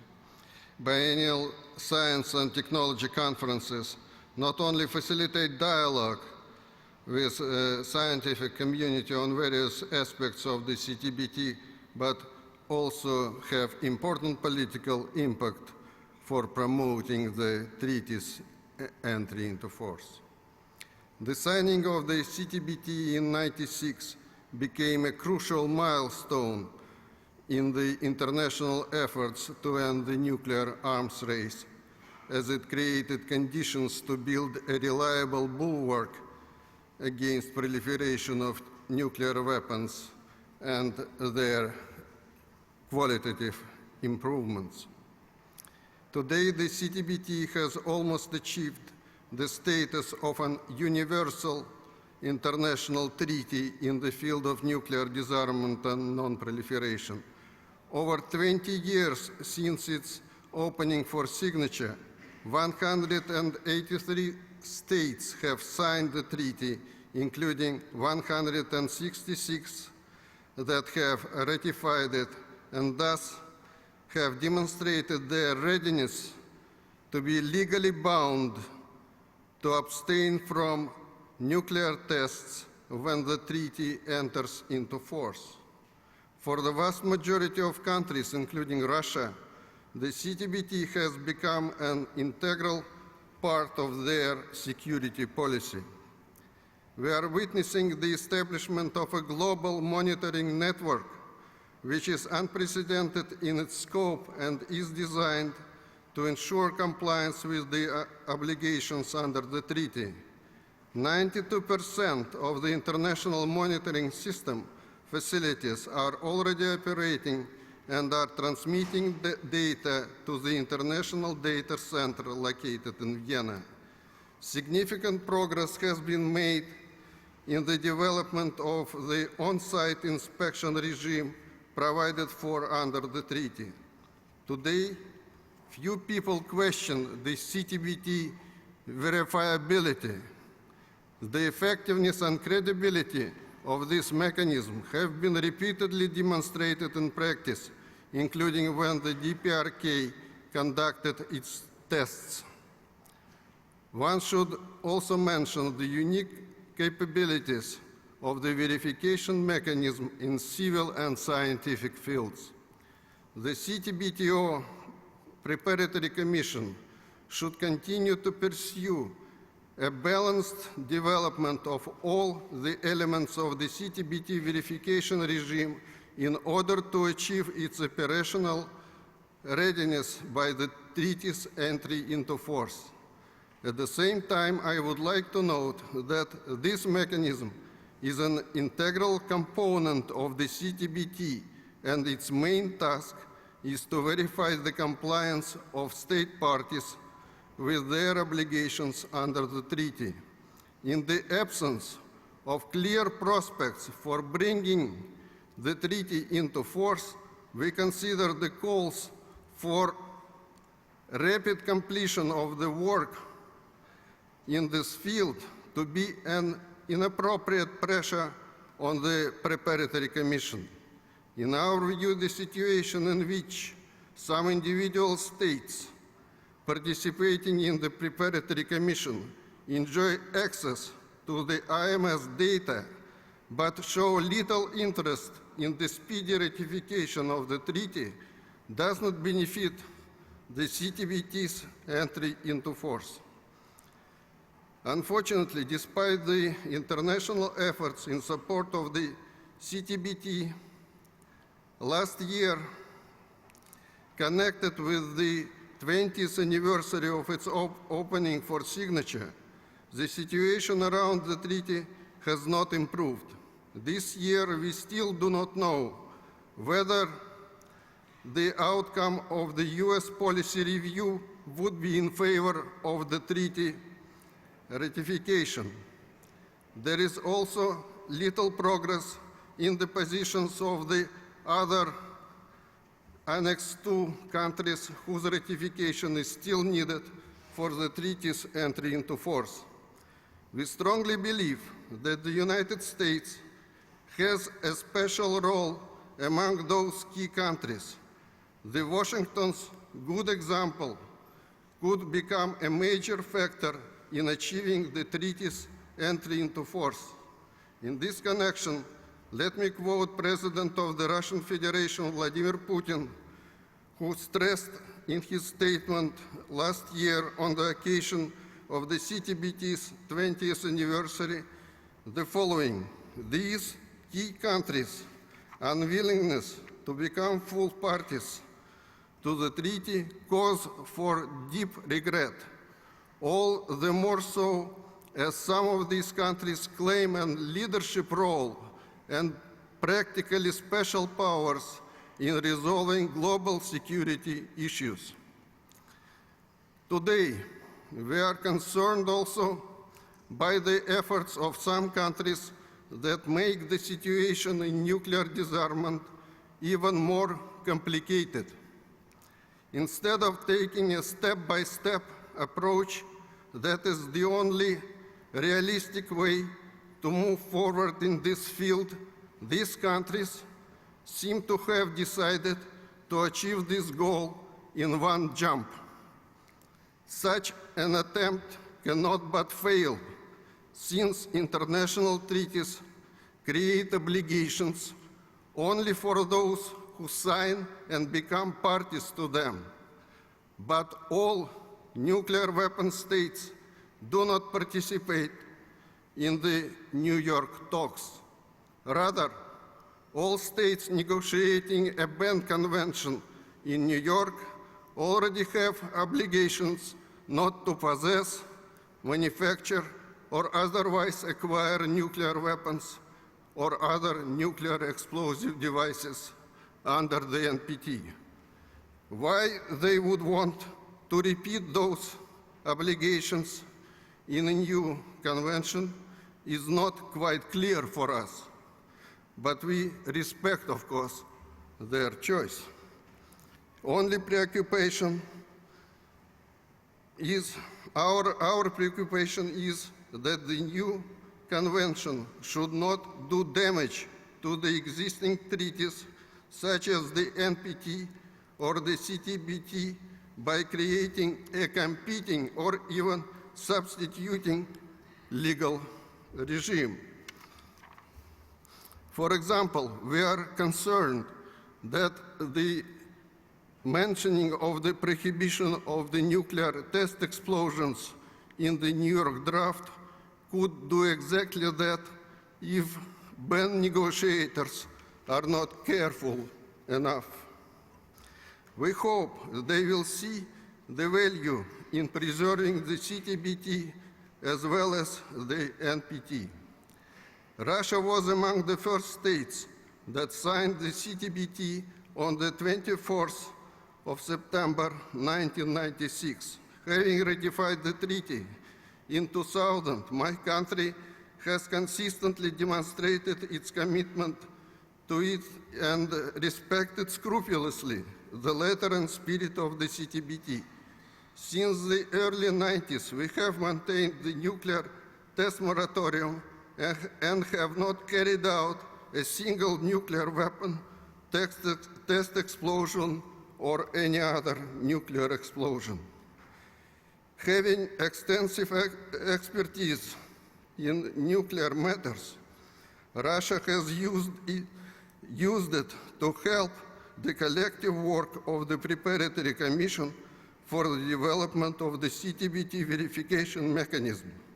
The Russian national segment in the international monitoring system makes up for a significant portion of the global network. 27 out of 32 facilities envisioned by the CTBT for our territory have already been certified. We intend to continue our work in support of the CTBT. We would like to believe that through collective efforts of diplomats, academia, and the youth, we will be able to change the present standstill around the treaty and ensure its early entry into force as an effective international legal instrument. Thank you.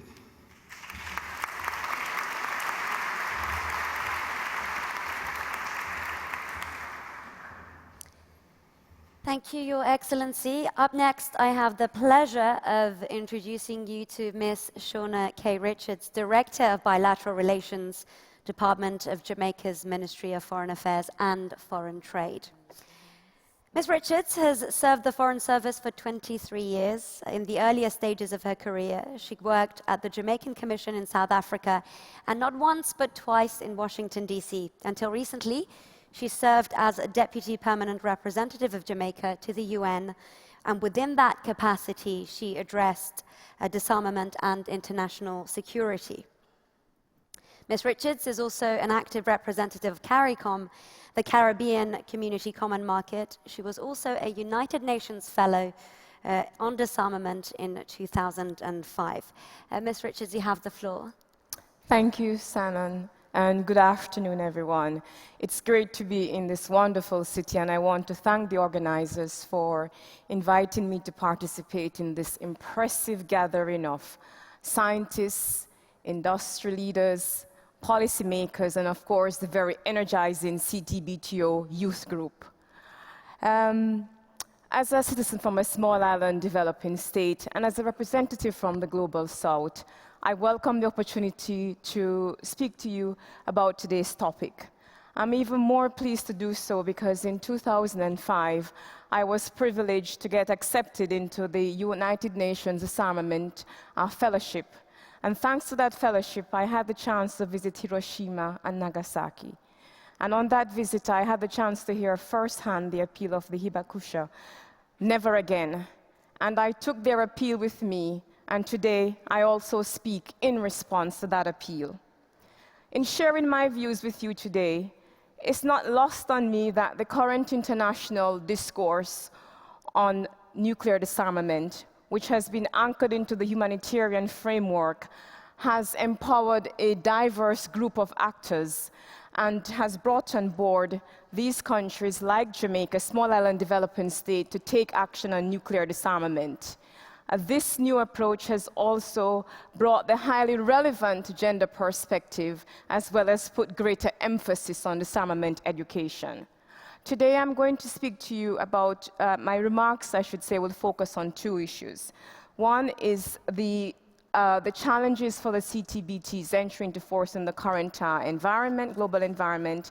And secondly, I would like to speak to you briefly about the role of leadership in nuclear disarmament and non-proliferation efforts, as well as the very important issue of broad-based participation. Now let's look at the current global environment. As we meet here today, 20 years have passed since the opening for signature of the CTBT. But the dim reality, and it's quite dim, is that this treaty, which the former US President Bill Clinton called the longest sought, hardest fought treaty, has yet to enter into force. And that is a dim reality. So what are the challenges facing the treaty in today's global environment? I will focus on one which is of prime importance and concern, and that is relevance. In times when the multilateral negotiating the disarmament machinery is at a persistent and prolonged standstill, basically in a state of paralysis for over 20 years. At times when the MPT is facing a crisis of confidence because there has been a lack of progress on its disarmament pillar. At times when there is diminishing awareness and interest by the global public in disarmament issues. At times when we are faced with global and regional tensions, and they continue to intensify among states possessing nuclear weapons or nuclear weapons capability.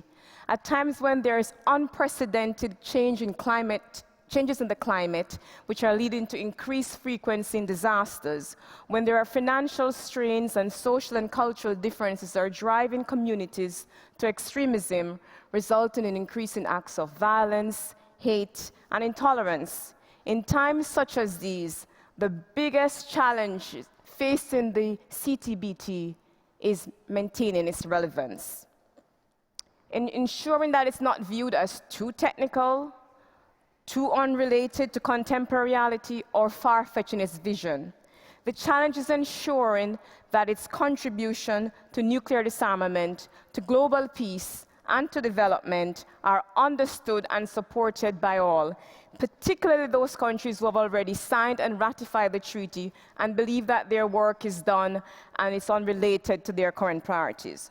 So should we lay the blame at the feet of those remaining countries whose ratification is necessary for the entry into force of the treaty?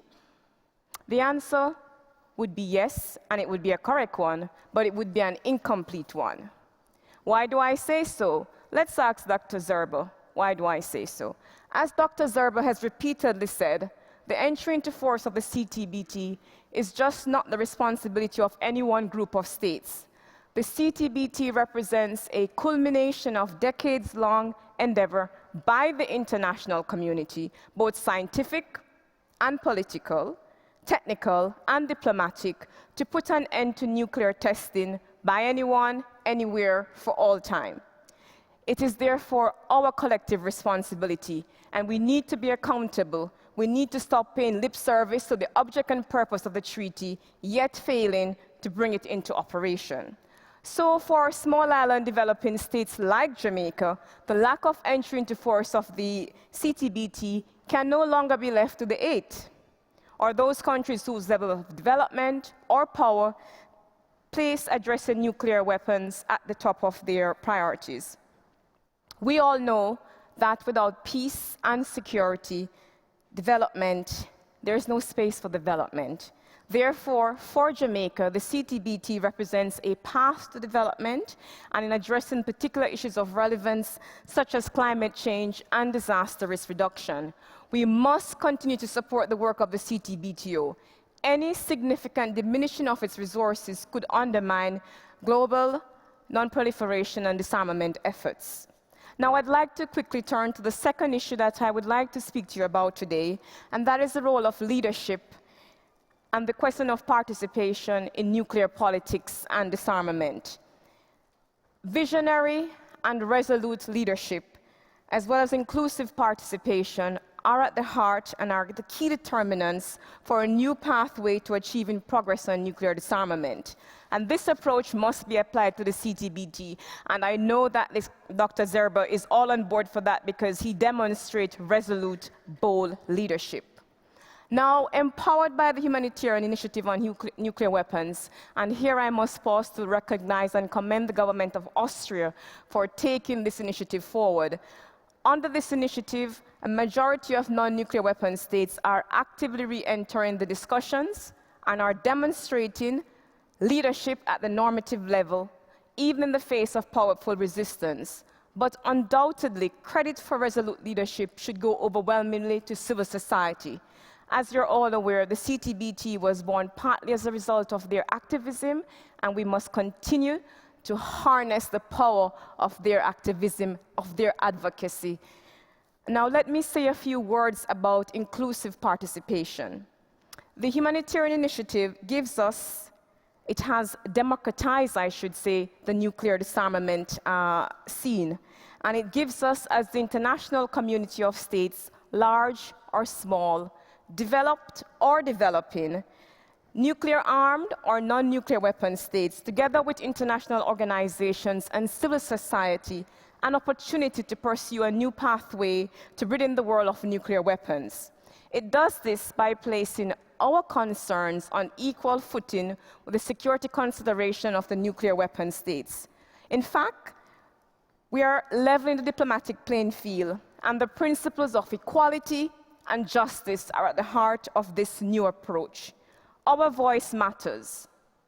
We have agency, and with agency, of the non-nuclear weapon states, another fundamental element of democracy has emerged, and that is inclusiveness.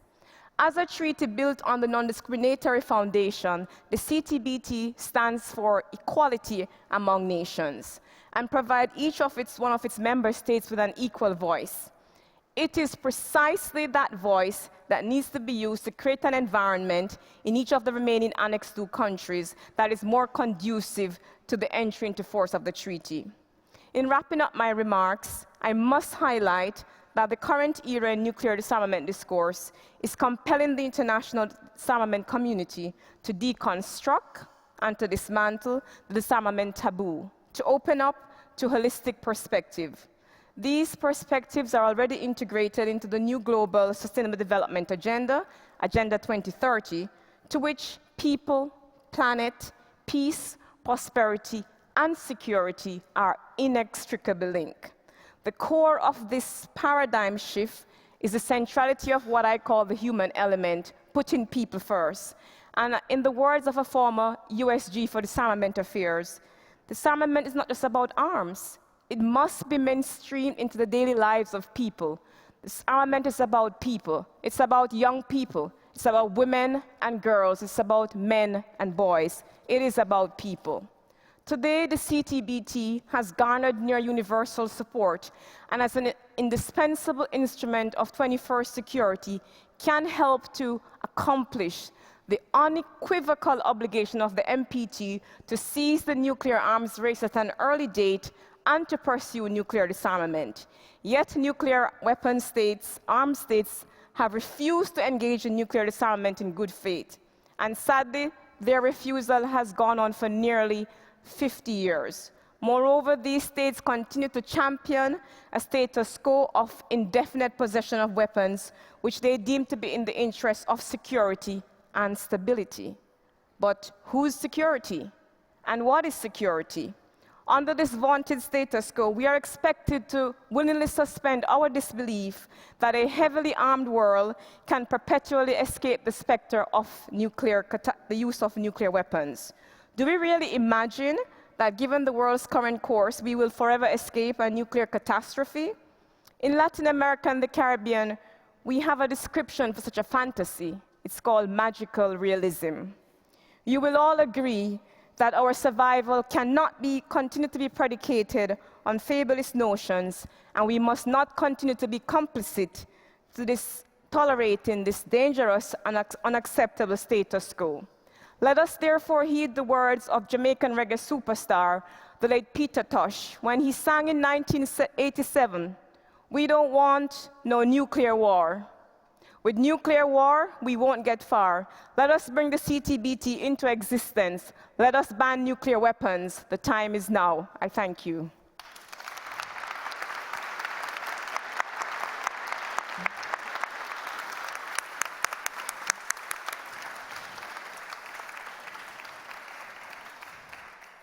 Ms. Richards, thank you for what I think we all agree on was a very passionate contribution. Last but not least, I'm pleased to introduce Professor William Potter, the director of James Martin Center for Non-Proliferation Studies. Throughout his career, Dr. Potter has served as a consultant to the Arms Control and Disarmament Agency, the Lawrence Livermore National Laboratory, and the RAND Corporation, to name but a few. He currently serves on the National Academy of Sciences Non-Proliferation Panel. In addition to that, Professor Potter is a member of the Council on Foreign Relations. Most notably, he served on the UN Secretary General's Advisory Board on disarmament matters for 5 years. Now, putting the rest of us to shame, I'm talking about myself here, Dr. Potter has authored or edited over 20 books. Professor, the floor is yours. Thank you very much for the kind introduction. I must say that I have some affinity for magical realism, given my last name, Potter. But I will try to stay away from that line of discussion here. It really is an honor to be present with such distinguished diplomats, many of whom I've known for a long time.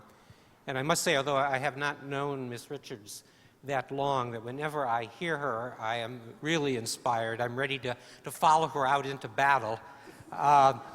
But then that's also not my focus for today.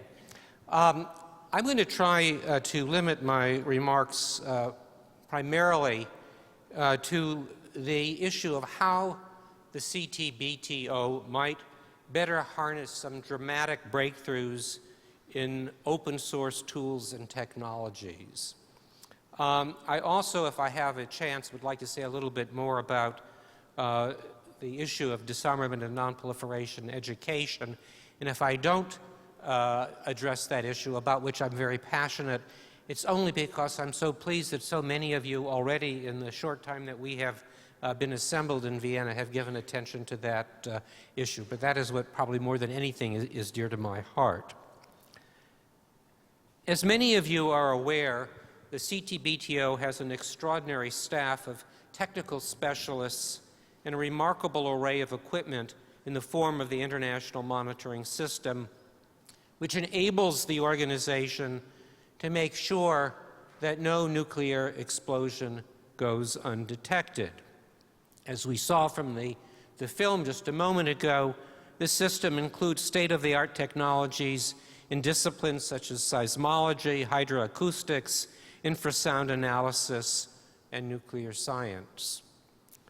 What is less well known is the potential for researchers and even students, universities, and analysts in almost any country to use publicly available tools, sometimes referred to as open source tools and technologies, to monitor many of the same activities carefully followed by the CTBTO. Although these capabilities not long ago resided in only a few countries, such as Russia, the United States, and France, today almost anyone with proper training in a laptop can also monitor DPRK nuclear test preparations and the tests themselves. This potential has been amply demonstrated over the past several months by members of my CNS team in Monterey, involving a mix of senior experts, junior analysts, and even students.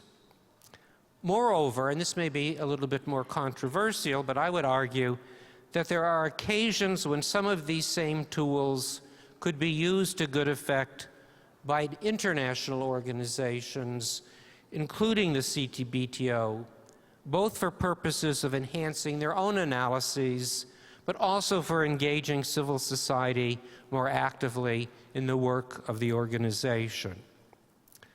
I want to emphasize at the outset that when I speak about the potential of new tools and technologies to enhance the CTBTO's science-based verification regime, I don't pretend to be an expert in this sphere, although I have promoted the use of these open source tools for many years, one could say decades.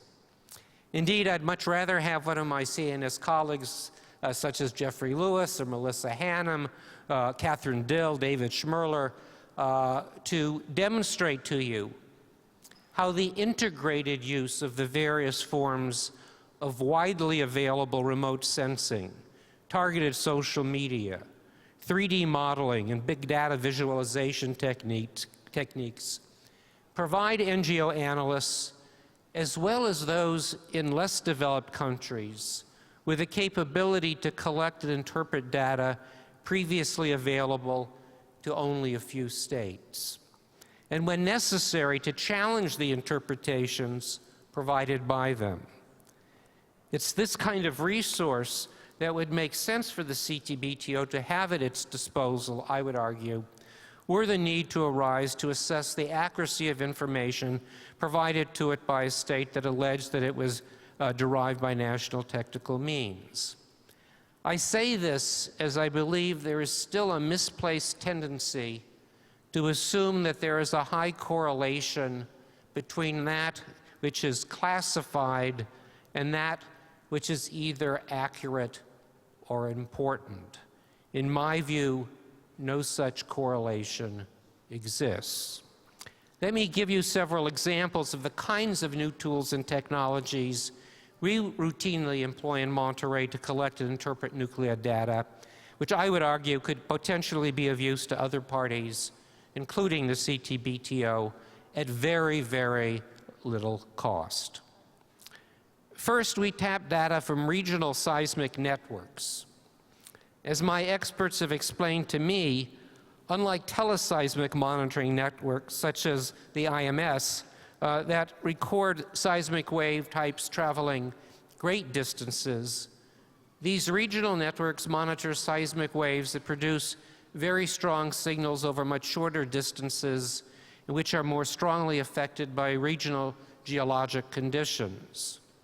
A number of countries around the world maintain and publish regional seismic data. This data can be fused with satellite images which we obtain from a variety of commercial providers. I might note parenthetically how one of our IT partners, Planet Labs, currently offers near total coverage of the Earth every day with their constellation of medium-resolution satellites. And by the end of the year, you should be able to image the entire Earth on a daily basis using their satellites. Indicative of the value added by employing regional seismic networks was our ability to detect the U.S. test in 2012 of a one-ton conventional explosion at the Nevada test site. This was the third in a series of 7 source physics experiments intended to aid in verification of the CTBT. The event was not publicly announced, but by monitoring regional seismic data, we were able to establish the occurrence of the event, which subsequently was confirmed by the U.S. We also have a website that aggregates and saves regional seismic data from various countries, including the United States and Japan. In addition, CNS launched a pilot project in 2016 that aggregates high-resolution satellite imagery from a variety of commercial sources and shares it publicly online. A curated crowd of experts are able to annotate the imagery to identify objects, trends, and events as they unfold in near real time. It's something we call Geo for Non-Pro, which you can find on our web. Secondly, and the last point that I will make here, we've constructed 3D models of North Korea's nuclear test site to better understand Pyongyang's nuclear program. And I think it's important to note here that our 3D models are enhanced by combining not only the seismic data, which the CTBTO can rely on, but also by geospatial imaging, which makes it easier for us to locate the precise site of the DPRK's test. One of our 3D models of the site of the Punggye-ri nuclear test site uses publicly available topographic data collected from space by Japan and NASA, seismic data, high-resolution satellite images of the test site, and declassified U.S. information about the configuration of underground nuclear tests to help us locate North Korea's nuclear explosions within the cavern depicted in the 3D model. That technique enabled us to discern that North Korea's nuclear explosions probably are more deeply buried than commonly believed, and therefore may be larger than previously estimated.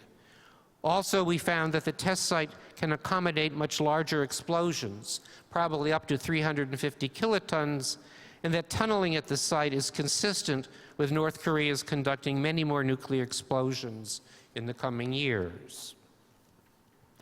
The key point I wish to make is that the already powerful tools at the disposal of the CTBTO can usefully be supplemented by other readily available tools and technologies which are evolving quickly thanks to innovations in the private sector. The only real limitations are the need to be attentive to these rapidly emerging innovations and to master the skills necessary to interpret the data they provide. And I'll close by noting that we are organizing 2 workshops, one in Monterey this September and one in Vienna later this winter, that will bring together representatives from international organizations, national governments, but importantly also from the NGO and from the industry world to help us keep abreast of these breakthroughs in new technologies, which I would argue need to be exploited by all of us. So why don't I end on that note and save my comments on education for later. Thank you.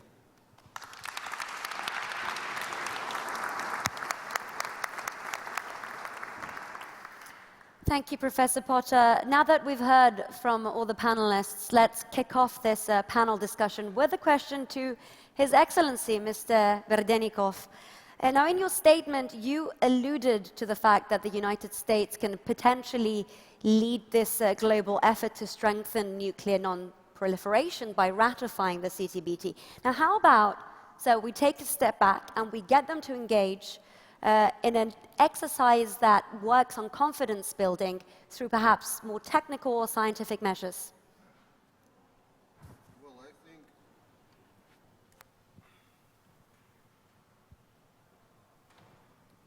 Well, I think that the treaty provides for a very robust verification system.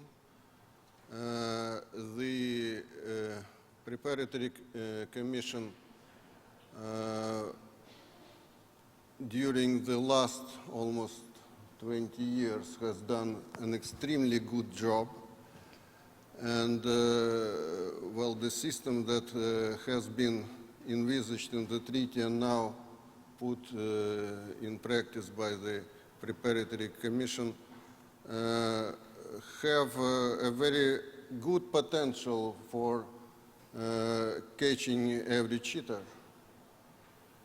If there is a wish on the US side to discuss any additional measures, we of course are open for such discussions, and that was our position for more than decades, for more than one decade now. So there is no obstacle for it. The only obstacle, as we see it, is that there is really very little positive signals that come from Washington nowadays about their readiness to ratify the treaty. And without the US ratification, it is not possible for the treaty to enter into force. It is quite clear. Thank you. I'd like to put the same question to Professor Potter, if I can, in terms of engaging with other countries on that scientific, technical level, specifically about the non-signatory nations, not just Washington. Well, of course, the United States can engage, and in fact, the past administration devoted a lot of effort, but as I think most parties are aware, it's more compelling to advocate a behavior if, in fact, you've demonstrated that you also subscribe to the behavior that you're advocating.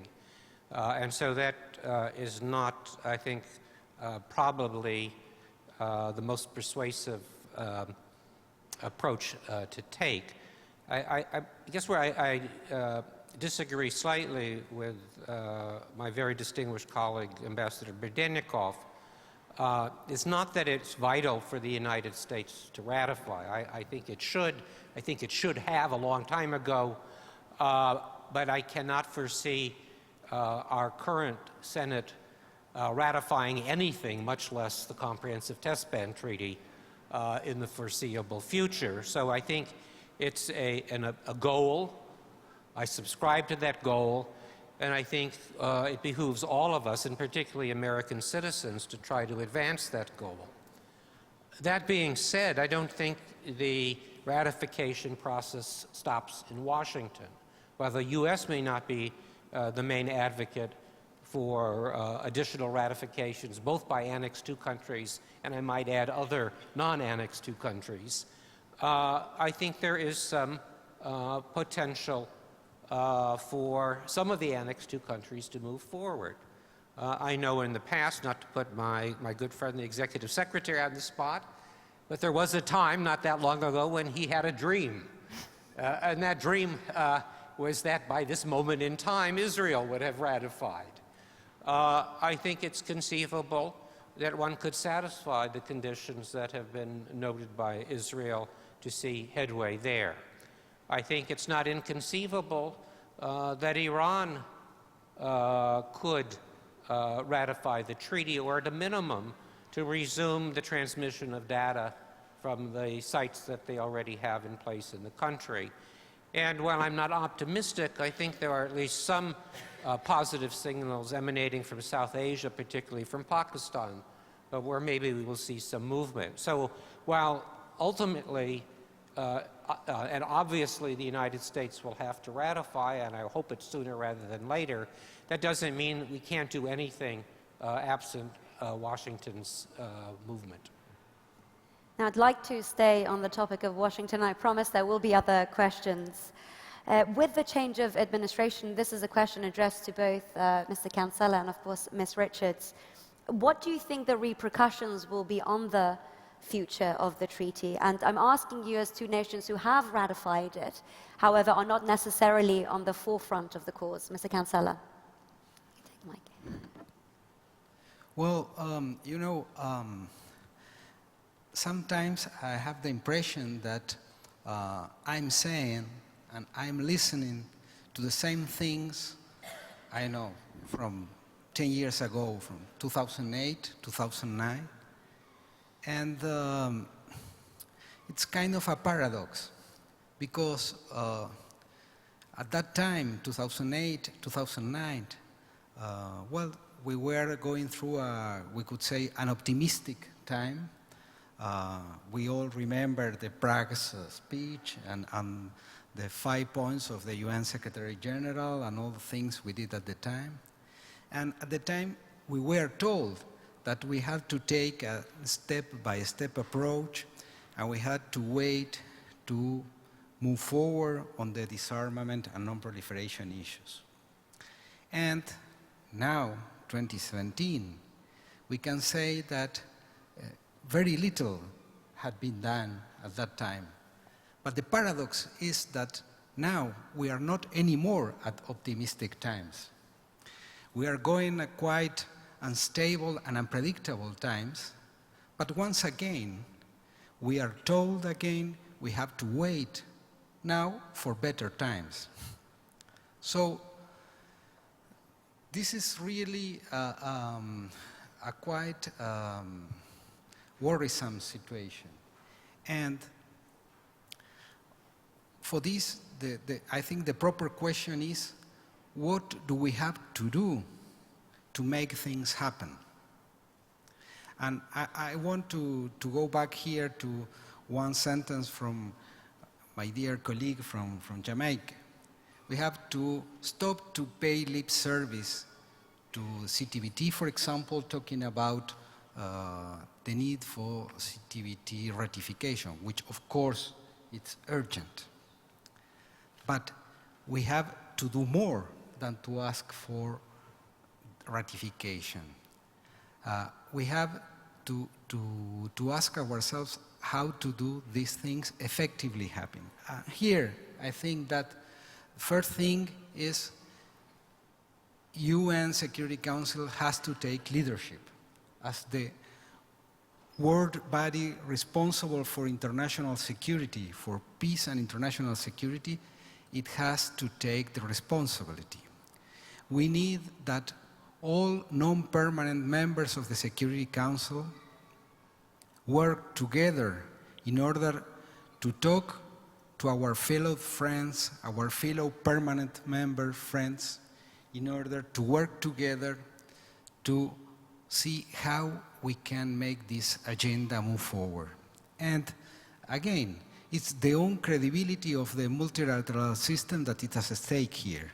Today we have UN Security Council resolutions which are defied one day and another by, the country that conduct nuclear tests, that does not comply with UN Security Council resolutions.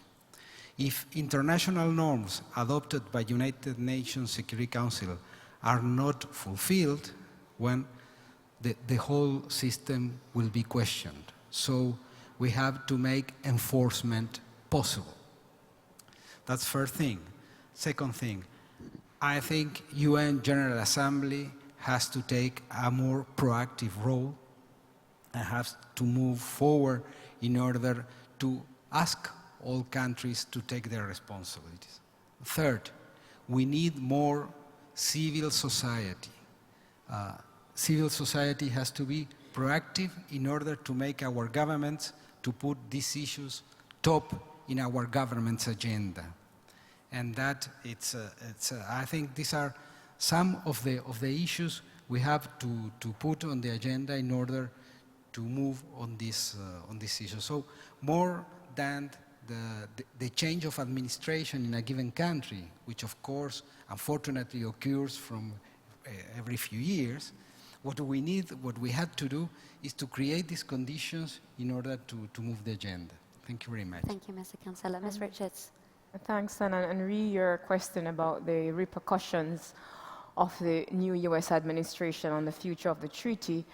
I mean, the short answer would be wait and see, like what we've been doing for most of the policies. But if I may expand and make 2 points, and I will probably take the negative strand from Dr. Potter. The current administration, what we do notice is that there is a bit of, as Dr. Zerba would say, allergic to multilateralism, to multilateral regimes, institutions, and to multilateral treaties.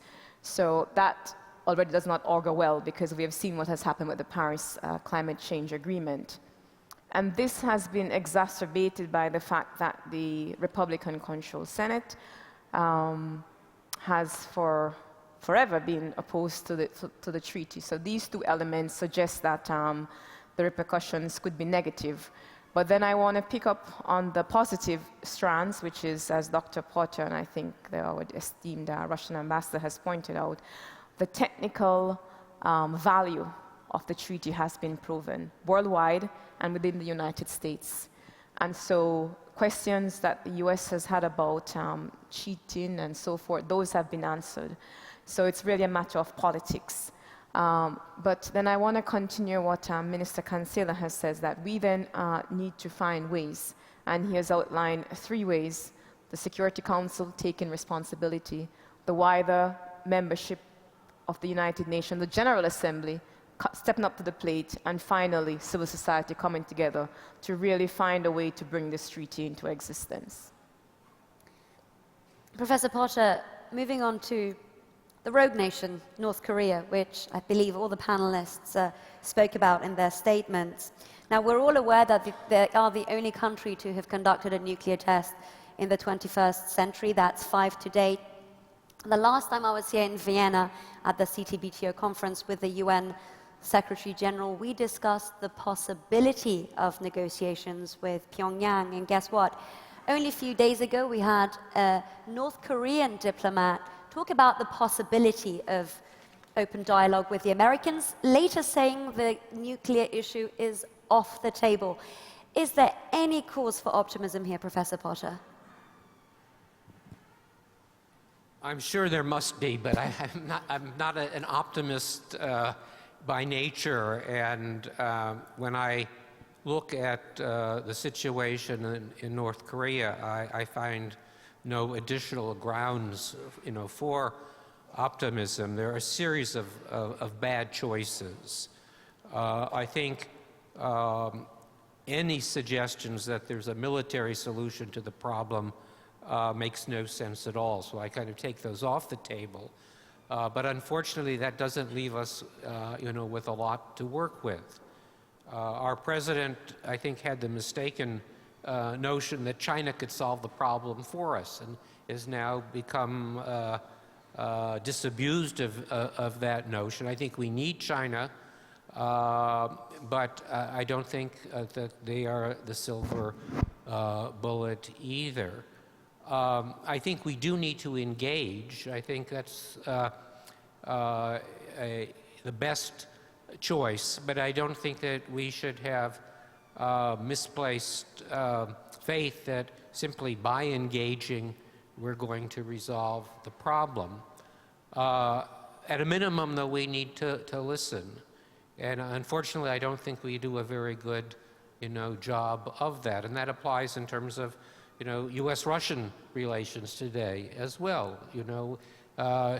We may occasionally, not often enough, sit down around the same table, We may have our talking points, but I don't think we do a very good job of listening and understanding the other side's perspective. And if that's a problem with Russia, it's even a more difficult situation with the parties that want to try to resolve in a peaceful fashion the DPRK issue. I don't have, I mean, I may have in my briefcase solutions to lots of problems, but I'm afraid that's not one of them that I can address very optimistically. Thank you, Professor Potter. Mr. Cancela, let's talk about more realistic negotiations which are currently taking place in New York as we speak on a treaty which could outlaw nuclear weapons, and incorporating a ban on nuclear testing seems to be on the agenda. What do you think that would mean for the future of the CTBT, where that could leave the treaty itself? Well, first of all, just to say again that I think that the step-by-step approach and the international Biden instrument negotiations are not opposed. I mean, I think it's a kind of a false opposition. I think, on the contrary, they are complementary. As I said before, nuclear weapons are the only weapons of mass destruction that has not a universal convention banning on them. So I think the main purpose for this international binding instrument is to set the goal and to state clearly that nuclear weapons are unlawful and have to be avoided. And I think this is a very important step. I mean, you know, genocide was practiced in many parts of the world for many years. And it simply happened, of course, morally and politically. Some people, some countries said, okay, this is bad, but anyway. Well, one day we had a convention on genocide. And unfortunately, genocide continued to happen. But we have a clearly legal and moral statement that this is unlawful, that this is contrary to civilization, that this is contrary to humanity. So we need the same thing for nuclear weapons. We have to state clear that they are contrary to humanity essence. So I think this is the main purpose of the instrument. And as I said, there are no opposition, there are complementarity. So I said before in my intervention that perhaps the most important and clear political message we can send now to international community, in the sense we are moving forward, is to have the entry into force of the CTBT. And the CTBT in itself will be a key piece of the whole disarmament architecture, as we were talking before, that needs, of course, this convention and the whole existing instrument. I said the NPT before, for example, that we have to strengthen it. It's a key part of it, and the CTBT, of course, is very important. It was mentioned before that it will allow us to have inspections on site. It will allow us to monitor very precisely the nuclear tests that are being conducted, and it will contribute a lot in our efforts for verification, I mean, on the wide sense of the verification exercise. Thanks a lot. Thank you. Your Excellency, Mr. Berdenikov, what is your reaction to the statement that we've, excuse me for that, the statement that we've just heard from Mr. Cancela? I think it's not a hidden fact that Russia is somewhat opposed and critical of the negotiations taking place in New York at the moment. If you can be kind enough to take the mic, thanks. I thought I had explained it in my remarks. You had, and I'd like clarification on that. Yes, well... how ridding the world of nuclear weapons could be anything but positive, sir. Yes, well, I certainly agree. It is very positive, and, well, as a dream is a very good one. But the mere facts are very simple. We cannot even convince the other nuclear weapon states to join us and the UN in the strategic arms reductions. And they say that until you go to our levels, there is no way we will join you in what you are doing. As for Russia, for example, we have cut our strategic arsenal by 80% from the high levels of the Cold War. Still, it is not enough even to join the nuclear weapon states negotiations, let alone the universal negotiations on complete ban of nuclear weapons. So, well, as I said in my remarks,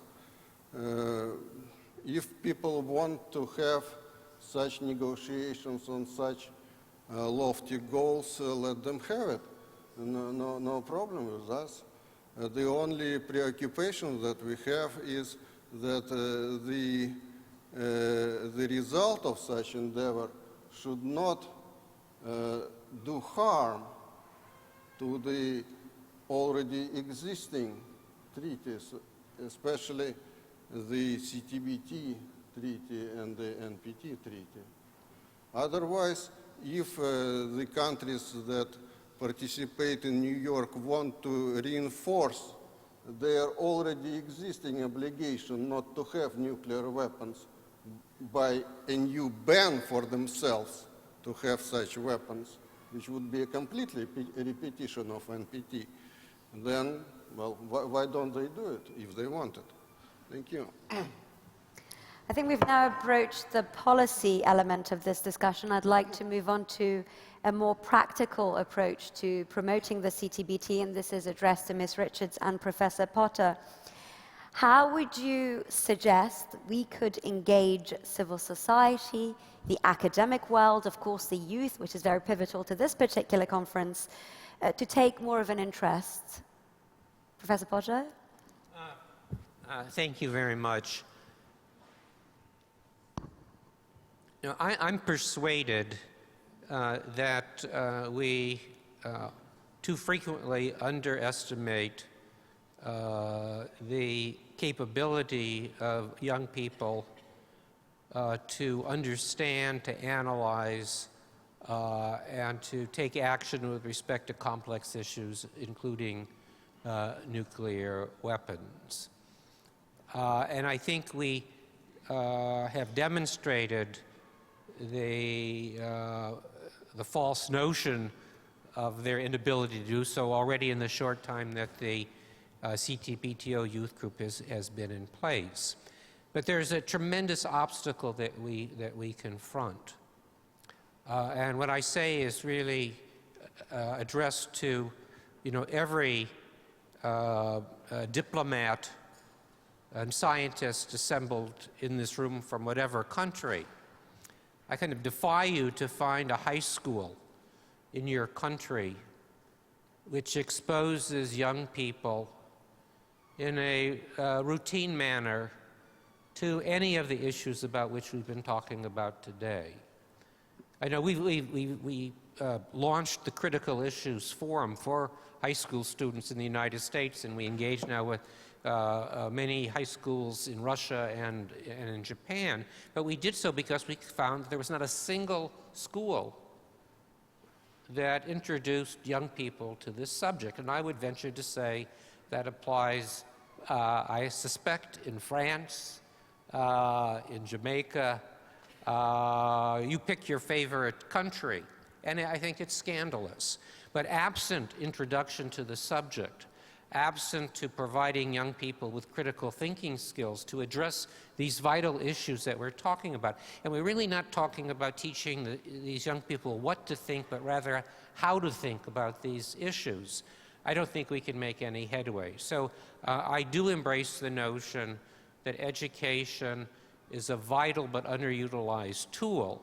I think it behooves every country and all of you who are in a position to make a difference, to make it possible for our young people to be exposed to these vital issues. There are two quotes by former UN Secretary General Kofi Annan, which I think are relevant to this point, and I'll conclude with those two quotes. The first was that education is quite simply peace building by another name. And the second related quote by Kofi Annan was, education is the most effective form of defense spending. And I address this to my own country, but I address it to others. I think those are profound observations and that we need to act upon them. Ms. Richards. Thanks, Shannon. As you asked about how to encourage civil society support for bringing the treaty into existence, and I would add in terms of moving the goal of nuclear disarmament forward. As I said in my remarks, that civil society was critical to the coming into being of the treaty, the very long road. They were a big part of that journey. And in today's world, I think there's an opportunity to continue to tap into their energy, to their resources, to their advocacy, by having a more multidisciplinary approach. I think nuclear issues, the nuclear testing, it's cross-cutting, it impacts everything, it impacts everyone. And for instance, for us in Jamaica, an important aspect of the CTBT is what it can contribute in terms of monitoring climate change, disaster risk reduction, and so forth. So if we are to attract civil society to these issues that impact our daily lives, I think we can get more interest and get more support when we work outside of silos in the disarmament community, when we bring in other subject areas like this conference is doing, by bringing in the scientists, by bringing in the youth. I think that this is the approach that we should take in terms of getting civil society interested in multidisciplinary, integrated approach. Thank you, Ms. Richards. I personally have a lot more questions, but I think there's only time to take a few questions from the floor. If you have any questions for our panelists here, please raise your hands. No questions from the floor? Okay, well, we have one over there. If you can take the mic to the gentleman on the second or third row. Hi, this is Sufyanullah from Pakistan. I have a question for Dr. Porter, who also happens to be my teacher at James Martin Center for Non-Proliferation Studies. Dr. Porter, since we are talking about CTBT's relevance in a dynamic global context, I would like to draw your attention towards changing alliances that are happening. And specifically, I mention how influential states or the powerful states have been preferring strategic objectives over larger non-proliferation or disarmament-related objectives. And by this, I refer to the preferential treatment that have been given to India as being a non-NPT state. Still, it is being given access to global nuclear market. So my question is that, and I also am a member of youth group, so I'm concerned about the prospects of CTBT. So my question is that, if we are to follow this kind of approaches, how do you evaluate the prospects of CTBT particularly in South Asian region? Thank you. Thanks for the easy question. I had to answer the question about the DPRK. I was prepared for U.S.-Russian issues. Now I'm supposed to talk about South Asia. You know, I'm not a diplomat, and so I'll speak frankly, and I'm sure I'll offend someone, but that kind of goes with the territory. I think that most states have collective amnesia when it comes to their political obligations with respect to nuclear trade with countries that do not have full scope or comprehensive safeguards in place. My recollection, and I defer to Ambassador Bedenikov, who was actually the co-head of the Russian delegation to the 1995 NPT Review and Extension Conference. But my recollection of the Principles and Objectives Agreement, paragraph 12, was explicit in prohibiting nuclear trade with countries that did not have full scope safeguards in place. That was the political, not a legally binding obligation. Most countries have forgotten that obligation. I think it's unfortunate. I think, unfortunately, most nuclear weapon, I'm really getting into dangerous territory here, but why not? I think most adherents to legally binding nuclear weapons-free zones have overlooked restrictions, prohibitions in their zones, not Tlatelolco, but Thank you. 3 others, which also preclude, in the understanding of most international lawyers, trade with countries that don't have full-scope safeguards in place, in one instance, the additional protocol. So it's a form of cherry-picking, and I don't think that serves international law well. I don't think it serves international treaties well. But countries, unfortunately, sometimes place economic and political and security considerations above those having to do with non-proliferation.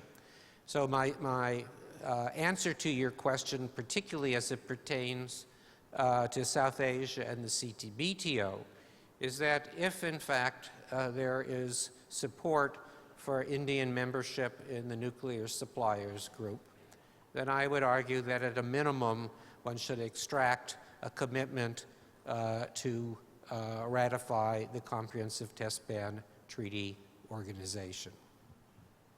Well, if we have no more questions from the floor, I think I will wrap up this insightful high-level panel discussion. I would like to thank Mr. José Luis Cancela, His Excellency Mr. Grigori Verdenikov, Ms. Shauna K. Richards, and Professor William Potter. I'd also like to thank you all for listening and the one participation that we had. But last but not least, I'd like to extend my gratitude to the CTBTO and the Executive Secretary, Dr.